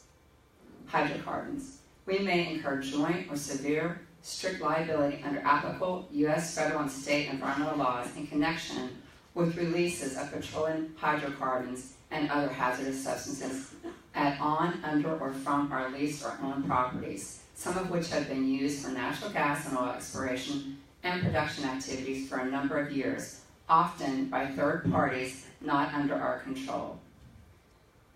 This is what industry hands you if you buy their stock. So if we could play this would be great. Just press, are you there? Yeah. Okay. Just want to make sure you have buttons. Is there sound? Yes. It's okay. I just can't hear it. That's all right. I did have some sound with this, but I'll just let it play along. This is all around my home within a 1 to 3 mile radius. This is the tip of the iceberg. Those are my children at the beginning. This is the compressor station. This is Blue Mile. This is where they house industry workers. This is at night. This is our side yard. It's about a mile from my house. This is 1,000 feet from my house. This is a compressor station that you can see visibly venting. These are pipelines.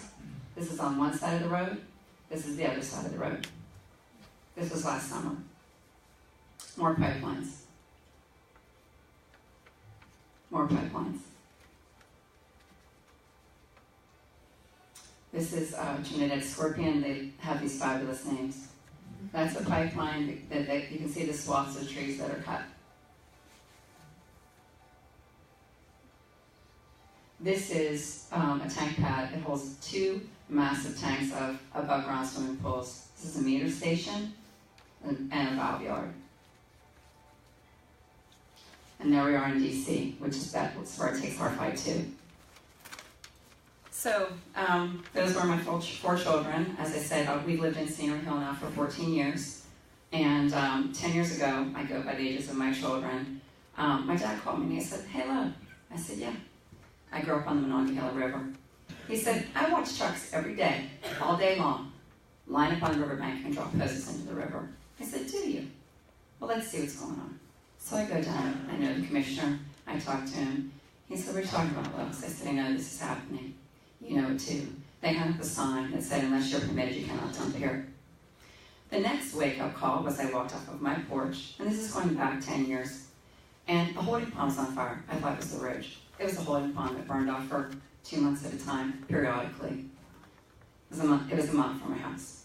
So I'm literally encompassed by oil and gas. And it's not just well pads. It's trucks. They never end. Trucks, trucks, trucks, trucks, trucks.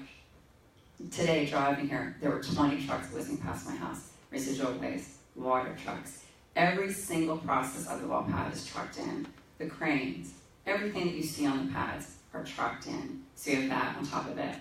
So as a parent, I started to really be concerned with my children because we moved from the city to raise 2 boys. Now we have 4 children, to run around and kind of have fun in the country and still be close to the city. And so through the years, I've noticed health effects of my children.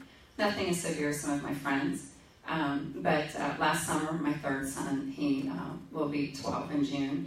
He had 2 weeks of raging nosebleeds, and they weren't normal nosebleeds. Clots coming out of your mouth, your nose, 20-minute longs, 2 a day. And strangely enough, there were 3 new pads being fracked at that time around our house. And I opened his window at night because I don't like air conditioning. I shut his window, he stopped having nosebleeds. My daughter's had numerous rashes, bullseye rashes that I was unaware of before I started to investigate this. My oldest son had a rash from head to toe at the beginning of all of this. And you sort of thought, what's happening here? My 2nd son used to get these rashes on his face, and he was kind of small.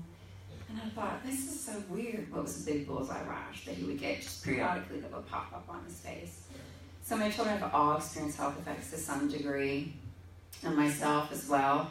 And the funny thing about health impacts is, you go along with your daily life, and you think, oh, I'm okay. And then you take a study that asks you what health impacts you have, and you say, oh, I have every one of those health impacts.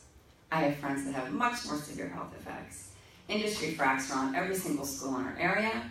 Fort Cherry School District is one of the worst examples of that. They are encompassed by well pads also. Bethlehem Center School District, where my nieces and nephews go, and my old alma mater, has cancer-causing agents in the water. The kids take bottled water to school. There are up to date, I think, 5 pads around that school. McGuffey, Ringgold, Bentworth, California School District all have pads from them.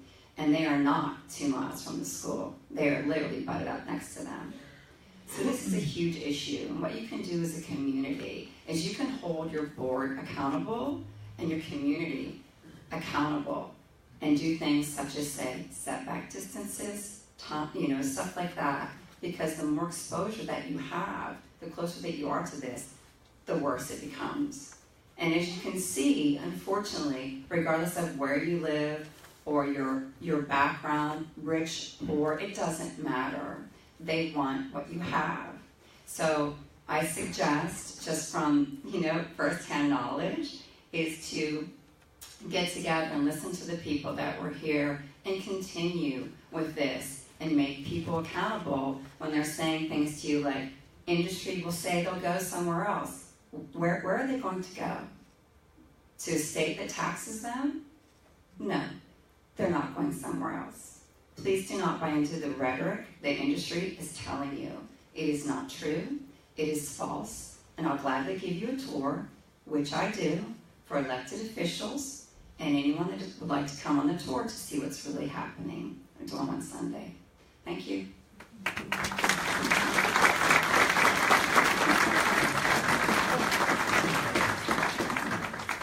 Okay, I'm going to say what you're all thinking. Oh my God.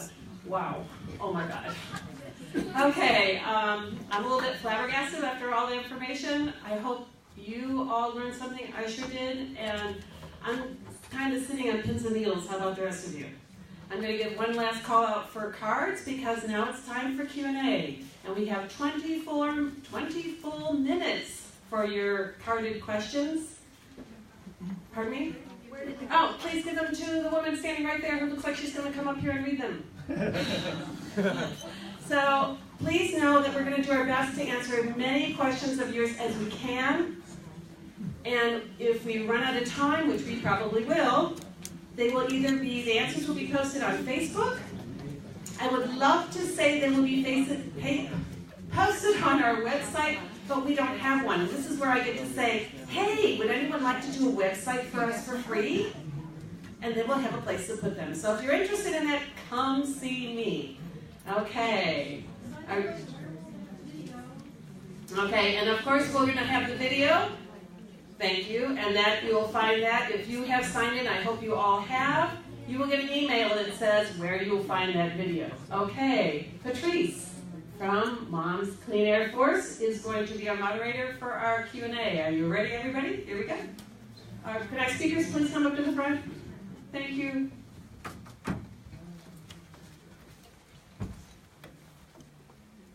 We're missing Lois. Lois? Okay.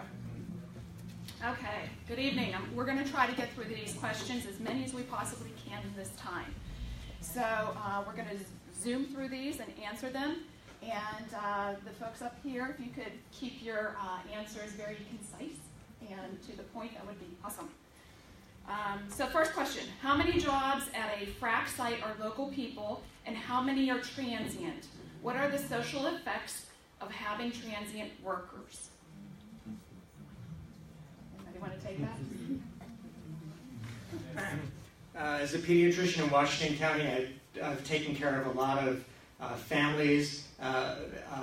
Many of them come from Oklahoma, Louisiana, and Texas. There are some that are local, but it's really striking how many come from other places.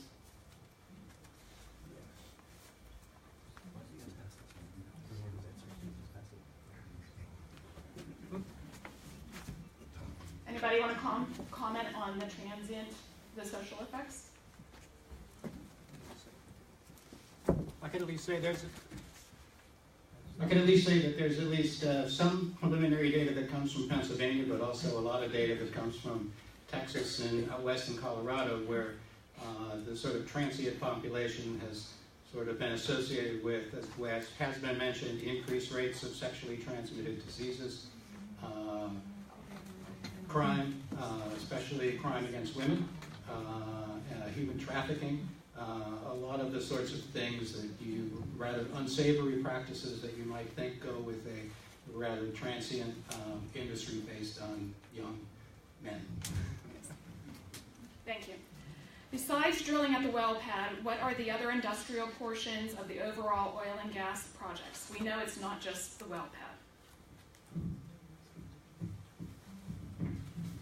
Well, it's a whole industry, everything from, think of that for every well pad, maybe 10 well pads, they need a compressor station. And then of course there's the gathering lines, there's the pipelines. I was talking to an individual the other day who lives in Cabot, PA, just north of here, and his neighbors have leased, and the company wants to put a pipeline through his backyard.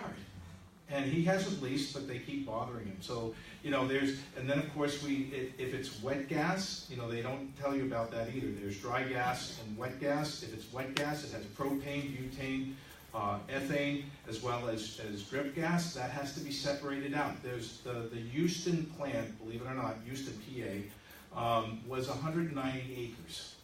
Okay, to process this gas, and that's where the ethane for the cracker is going to come from, for example. But you know, I think of it like the chicken farm. You know, you've got the farmers, and then you've got the processing plant, and then you've got the ancillary things around that as well. And that's just like this industry. So it's not just the wells; it's everything that goes with it. And it was mentioned, trucks. I just add to that the design of this industry is to separate the different components distant enough from each other that they don't trigger a single source air pollution permit requirement. They have small installations separated around, but collectively it is a huge industrial operation that's infiltrating into agriculture, forest, and parklands all across the state. Exactly. What are, and to add to that, what are pig launchers and receivers, and what pollutants are released from them? They're basically little things that go through the pipelines to keep them clear, and they have to be vented. And again, those are not regulated. Did you want to say something? Oh, I did. Yes. There's pig launchers all around me as well, and I'm not really great at describing them. John did really well, but our colleague Kat Lodge is back there, and they're around her too. I'm going to call Kat up here to describe them a little bit better. Sorry. Okay, thanks. Okay. I too live in Washington County. I'm in Robinson Township, at the northern part of the county, and I'm surrounded by wells as well as the processing. We're also next to Smith Township, which has the hub for the cracker plant. Everything will feed into Smith and Robinson Township on its way to the cracker plant. And the way it gets there is you have a well pad, you have to put in a pipeline to connect to the transferring, the processing, all the pipelines. There's pigs that send the gas to transfer as well as to gather. And the pig is basically, if you imagine the pipeline is underground, and at certain points it has to come up and out of the ground, and then a pig is a piece of equipment that they open up the line, they put it in, and it cleans out, because there's all kinds of crap that forms in the pipeline. The pig pushes it through so that they can continue to process, or to push this product through. These things vent.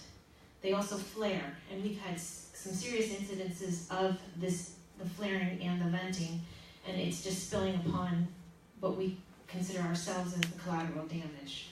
That's all of us living here. They're near our school, and we've had a couple houses that the ATSDR has had to look at the effects of the venting and flaring from pigs. So it's something to consider, because you're going to have pipelines. If you have a well pad, you have to have lines, and you have to have pigs, and they will connect to compressor stations and onto processing plants. Thank you. When will the trucks from industry be on our roads?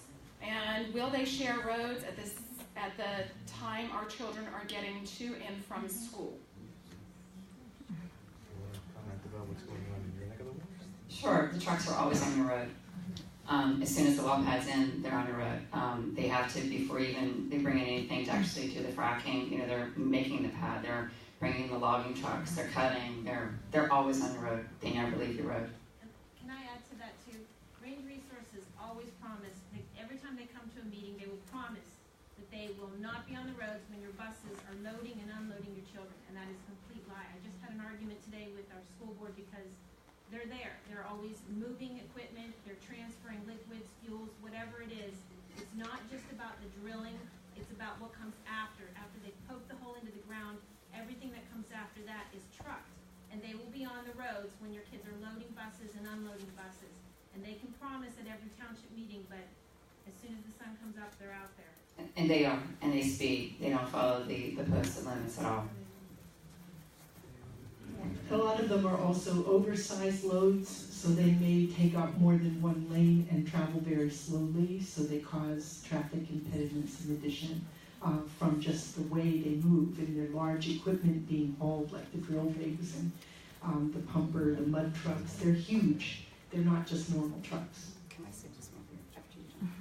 And another thing that's interesting with the trucking, just brought this to mind, is so the pads that are close to me, there's someone that is paid to sit in their car 24 hours a day, they're 12-hour shifts, 2 people, to tell the trucks where to turn. So not only do you have all the trucks, you have like a total stranger literally parked across the road from my house, saying this is where this truck has to turn.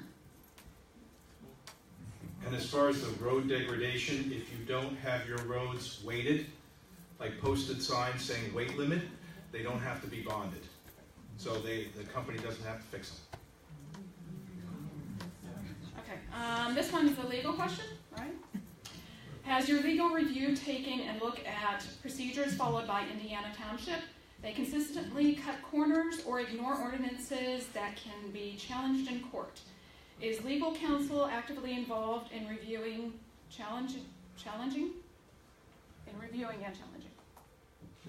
Okay.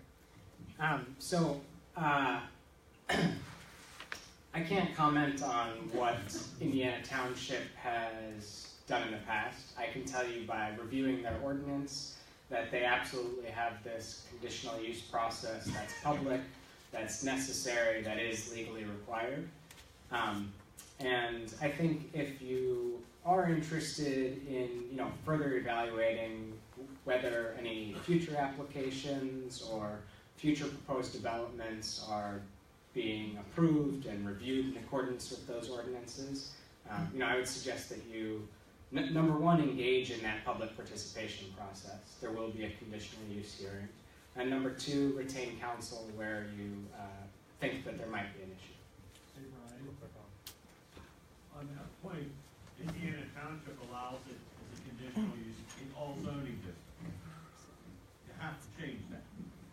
Because once you have the conditional use in a residential, now you got to find it. If they meet the conditional use standard, the council must give it to them. Right. So you're messed up in Indiana Township because it's a conditional use everywhere. Right. No distinction between residential, rural, industrial, or any other use. I had mentioned earlier that I went into the office to ask for all applications and general information about permits, and I was handed that one sheet of paper. And so just want to let everyone know here that we're in the process of filing a right to know request. We're going to try to pop the lid off of this and get as much information as we can, and we think that that will then spur some actions to challenge what the township is doing and to have a better examination of what what they're doing and why they're doing it. So,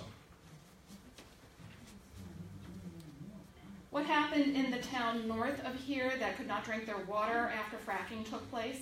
Woodlands. Oh. Our church was collecting funds for bottled water. Yeah, that was the last 3 slides of my presentation. I never got there. We're currently in litigation. Full disclosure, I'm a professional witness for the families, but we still have 50 families that have been without water since 2011. So, this is America. There's another set of families down in Cross Creek that live near that park. They've been without water for 10 years, and the one family just got the letter from the DEP saying their water was okay. So, not even DIMIC. And stay tuned for DIMIC. Yeah, so things happen, but part of it is, once again, if you have a little bit of iron in your water, that's fine. You can deal with it. You can, use filtration, whatever.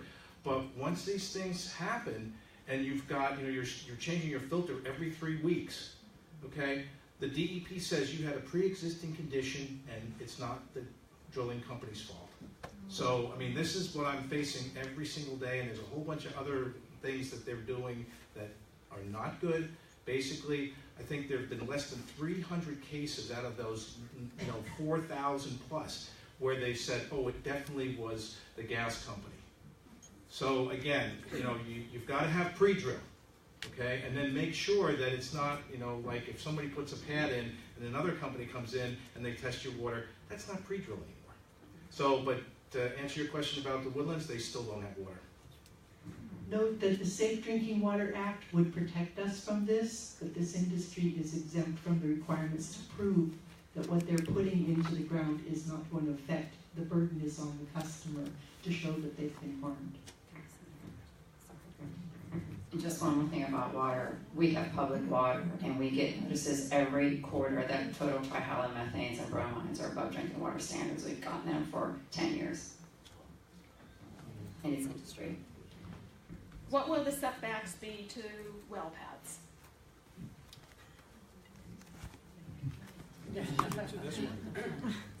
So I think that it's going to depend on specific zoning regulations within Indiana Township. And in Indiana Township, there's not actually any specific setback distances related just to oil and gas development.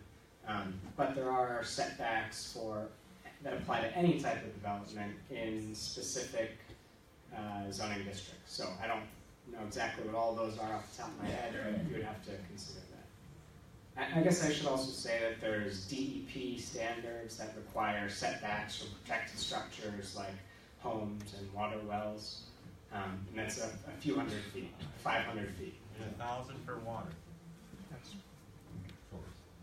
Well, the other thing is I was trying to, maybe Doug, you're on top of this, but I tried my best today to find out what the status of Chapter 78 is, because it's still apparently being challenged. They lost, the industry lost, and the DEP was supposed to institute new regulations for unconventional drilling, but it's been appealed. So I have no idea where it is, and the trail leads off sometime middle of last year. So I don't even know where our current regulations are with respect to the state. Is it possible for drilling to run under your property without your consent? No. You need to have a lease agreement, or if your mineral rights have already been severed, someone has a lease agreement with a company, and that's the only way that drilling would be permitted to go underneath your property. Now, a lot of people hear a phrase from landmen that they say, well, we're going to get your gas anyway. And that's kind of what raises this concern for folks. Now, in Pennsylvania, there is a rule of capture, which, gas is a migratory substance, and if they're drilling a well on parcel A, and gas migrates from your parcel, parcel B, even though you don't have a lease, they can take that gas. But they cannot drill under your property without a lease agreement. Just to clarify too, there's a reason it's called tight gas, because it's bound to the rock. And unless they frack, they can't get your gas. So that's one of the lies of the landman. How can we change the laws so that more companies cannot build more wells in the Fox Chapel area? So this is also a good question. This builds on what Doug was saying. I think so. In any municipality, there is a local legislature who determines what that zoning ordinance should say, where the districts should be drawn. They vote on that. They approve that. In Indiana Township, you have a certain zoning ordinance in place. That doesn't mean it's the zoning ordinance forever. That can certainly be changed. So, for example, in 2011, the township adopted a zoning ordinance, which did require quite a lot of information from oil and gas developers. In 2013, that ordinance was amended and, in my opinion, reduced the number of requirements. So, just as that occurred, the ordinance can be amended again and can be changed to determine how that development may or may not occur. Thank you. Is there room on the Miller pad for more than the current number of wells? How many times can they refrac a well? And how many leases does Indiana Township have? I can't tell you how many leases Indiana County has, but the record number of wells on a single pad that I've heard of is 40. And they can go out now outwards of about 4 miles. So that's not common, but you know, they're doing some stuff in Texas right now. They call it cube drilling, which is just, it's a 16-acre pad, and it's just, you don't want to know. And the reality is we have what they call super pads now. And how much water is necessary for each well? Well, it all depends. I mean, 1,000 feet is probably 1 million gallons. So they go out 4 miles, you do the math. I mean, it's tremendous. It's millions and millions of gallons and millions of pounds of propane, which is this fine-grained sand. Something we haven't talked about at all. We are denuding Minnesota and Wisconsin for their sand. Silica, exactly. And to just answer about the well pads, so there's a pad next to me, the one that you saw that's 1,000 feet from my house. They've refracted that 8 times over the last 5 years, and now we do have a proposed super well pad. It's a 30-acre facility, and so what happens with those is the bigger the pad is, the more holes that you can put on it basically to punch, and those all need to be fracked and refracked. So that, in turn, there was an article in the Post-Gazette that said there are many industrial complexes and that they'll be there longer for that. And there's already 3 of those pads in existence all around me, with probably within a 15-mile radius, 15 miles from my house. The lease is Frac Tracker. Frac Tracker. Frac Tracker, if you want to look at leases. Is there any recourse to the for the public, for the Board of Supervisors not making the public hearings public, having secret meetings, violation of the public trust? So there may be recourse for municipal leaders who do not comply with the applicable municipality's planning code or sunshine law, which requires them to hold public meetings and post notice of those public meetings in newspapers and other places in advance of those meetings. As a municipal official, I can say that it's really important to be careful that you notify people when things like this are going on. We had close to 85 people in the Forest Hills hearings on our fracking proposed regulations. We do only allow people to speak who are residents of the community, and that is common everywhere. So when you have the opportunity to find out, you can also request that your borough or your township hold an investigative hearing, go to a council meeting, get on the agenda, or speak at the end of the meeting when they request public comments, and ask to have this investigated explicitly. That's really your right as a citizen to ask your officials to investigate something that concerns you. You want to make that comment about something? The other important thing is to make sure that you have standing, because if you don't, they won't let you speak, and then it's not on the record. So it's very important to have standing. And the last thing about this whole thing is that, you know, there's an election coming up in this November, but also be aware, we had an election this past year, and a good friend of mine was running for mayor of Plum Borough, and the Sunday before the election, and I'll make no bones about it, Hundley and Hundley had printed a flyer and specifically said this was, you know, paid for by Hundley and Hundley.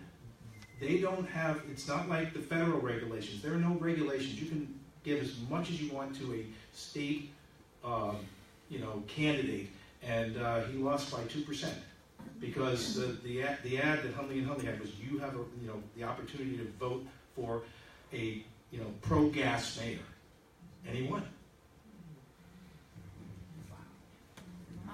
I hear a lot of people feel like they're going to make a lot of money if they sign on with oil and gas companies.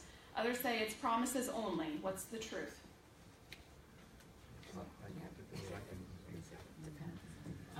I don't know that I can comment on that extensively. I mean, it's going to depend on what your lease agreement says. It's going to depend on how much gas is produced from the well that's drawing the gas from your property. It's going to depend on a lot of different circumstances. Well, I've had the, I don't want to say fortunate opportunity, I've met with a lot of landowners, happy ones, unhappy ones. You enter into an agreement, so you're part of the company. So if they, don't want to pay their contractors, you're responsible. In 2012, when we started investigating this, there were 34 mechanics liens in Bradford County, meaning that the landowner was responsible for paying the contractors. More recently, I met another farmer in Bradford County. He's now paying to keep the well open because his royalty payments no longer keep up with the production costs, which our state Supreme Court ruled that the companies can take it on top of the royalties even if they're more than the 12.5% guaranteed by law. So again, we've got a lot of farmers who have never really seen the returns that they were promised. And once again, and this is no joke, the most recent conditional use permit I just saw, 50 years. Okay, it said in the lease that they anticipate this well to be open 50 years. If you look at the data, they're capped within 10. So again, there's a lot of promises, but they know, like Hollywood, nobody makes money on a blockbuster. It's the same thing with a well. Many of the landowners wind up not seeing the returns they expected. This area has been heavily mined. Lots of coal mines. Earth tremors are sometimes associated with fracking. Has this been considered? What are the impacts for all the mines? Well, we're investigating right now. We're working with folks in Plum Borough. Plum Borough, by the way, they're talking about a deep, no, I shouldn't say deep, an injection well, a 1,700-foot deep injection well. Plum Borough is completely undermined. We've just finished up, we're wrapping up a study that we did of Deer Lakes. Okay, when you sign a lease and they drill into your property, if there are mines there, your mine subsidence insurance is null and void. So, these are things that you have to consider. And again, I'll give you another example. It doesn't happen all the time, and quote unquote, they have a casing for that. But there was a situation up in Camp Lutherland back in 2014, where they were drilling through a mine shaft and they lost control of the well, and it overwhelmed the passive mine drainage facility. Raw mine drainage discharged into the Semiconan River, and the local Harmony Water Authority was using caustic soda to bring the pH down. So anyway, yeah, it's a concern. And just to another example was they did that at the Monongahela River too. They drilled into a mine, released it, and it's the Sunset Marina. And Isaac Walton did a big study on it at Drexel University, and that's the Monongahela River that I drink out of, and my brother is part owner of a marina right there. Where are we in the public participation phase? What can we do now as concerned citizens? Greg can talk a little bit more about what specifically has happened in Indiana Township. My understanding is that one well pad has been approved already. In my experience, where there's one well pad, there's often multiple well pads. So I would expect that I'm not aware of any published notices regarding a hearing coming up, but I would keep your eye out for those, because that's the opportunity to participate. Yeah, real quick. In that right to know request, we're going to be asking for copies from the last 5 years up to today, or whatever, current, for all gas permits and applications. So we're hoping to get a sense of what that pipeline is for fracking that's coming to Indiana.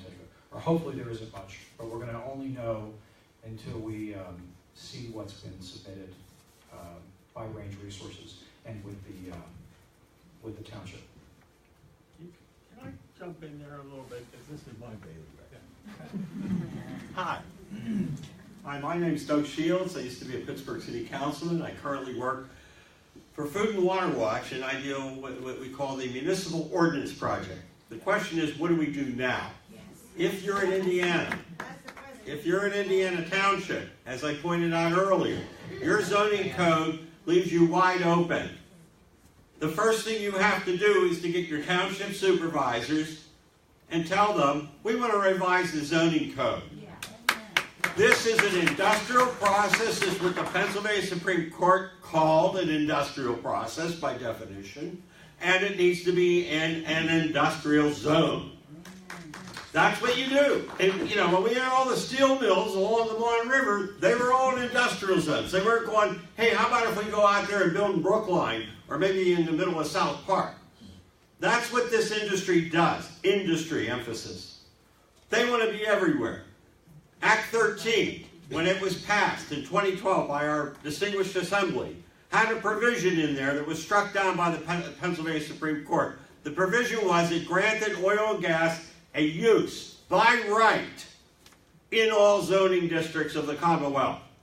In other words, we wouldn't even be here talking because they could come anywhere they wanted because your zoning codes didn't even impact upon that use. U.S. Steel didn't get that. Alcoa didn't get it. H.J. Heinz, the beauty shop, the car garage, the donut factory. Nobody got that deal except oil and gas in Pennsylvania. Thank God elected officials in Robinson Township and other places got together, challenged that, and no less than 7 provisions of that bill were found to be unconstitutional. They gave decided advantages. So here's your problem. The only governmental unit in the Commonwealth that has the ability to look at this picture in total, because everybody else is segmented out. DEP looks at this, EPA looks at that. The Assembly looks at nothing, except maybe a free lunch. It's the local official that is stuck with this. They get the notice from DEP, the Act 14 notice. They get all that information. And in Huntley and Huntley versus Oakmont, 2009, Pennsylvania Supreme Court, it was finally just settled. Oil and Gas Act tells you how to drill. That's governed by the state. That's fine. It's a statewide activity. The Municipal Zoning Code, which enables local government to zone for use, tells you where to drill. If your municipality in Indiana says you can drill anywhere, with a conditional use exception, but if you meet the conditions, they must grant. That's what you better get sitting down with your local official, find out what they know, and tell them unacceptable having it as a conditional use everywhere.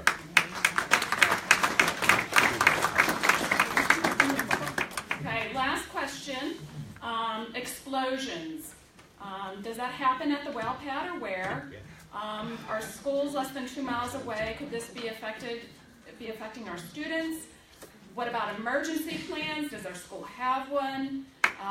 Does this plan have a history? Does this plan have a history of working? I'm not sure about that last one. Real quick. So there's been some efforts with the school district to find out if there is an evacuation plan. The solicitor did respond in a letter saying that there is one. It's fairly vague. I think we're going to follow up and ask for the actual standard operating procedures. So it is an issue. These explosions happen. Homes and people are evacuated 1 mile out from the pad and even further sometimes.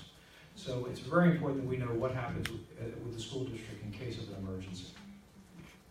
And so that's a very important issue, is that there's been an explosion just recently in Ohio and Belknap County where they had to evacuate within a mile, and those people have been out of their homes for quite some time. I think it's been 4 or 5 days so far. There was just recently one in Somerset County where they had to evacuate folks, and so you need to really think about how are you going to get all of the children, all of the residents, everybody within that zone out.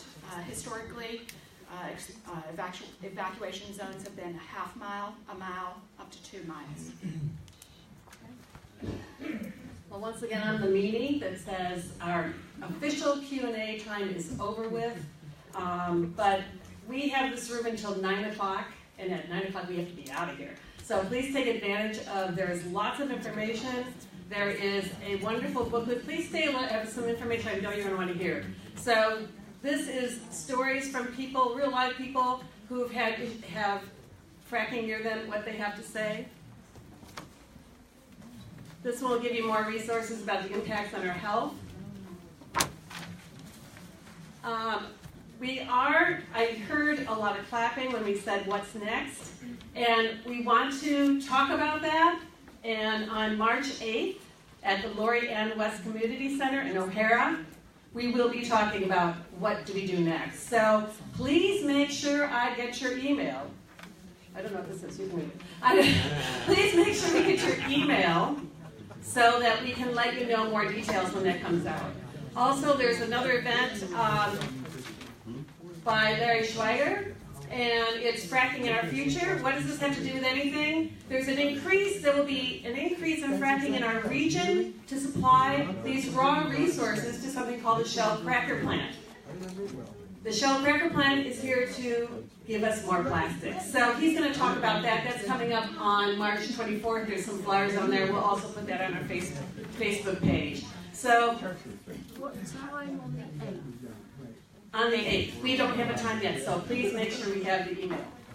So I just want to say thank you to our volunteers, thank you for the cookie makers, thank you for the people that are manning the tables, thank you for the speakers, and thank you to you for being here. It's really important that we get your info. This is a separate sheet. If anyone now feels motivated and wants to be involved, please sign this. You will be our core of people we know that really want to be involved. So thank you very much. Please come and visit, talk to people, get the information. There's a lot of good stuff out there. And I'm going to thank you guys, but please don't wait around. Just go and find the information. So. If you want your water tested and you have a private well, I have flyers here.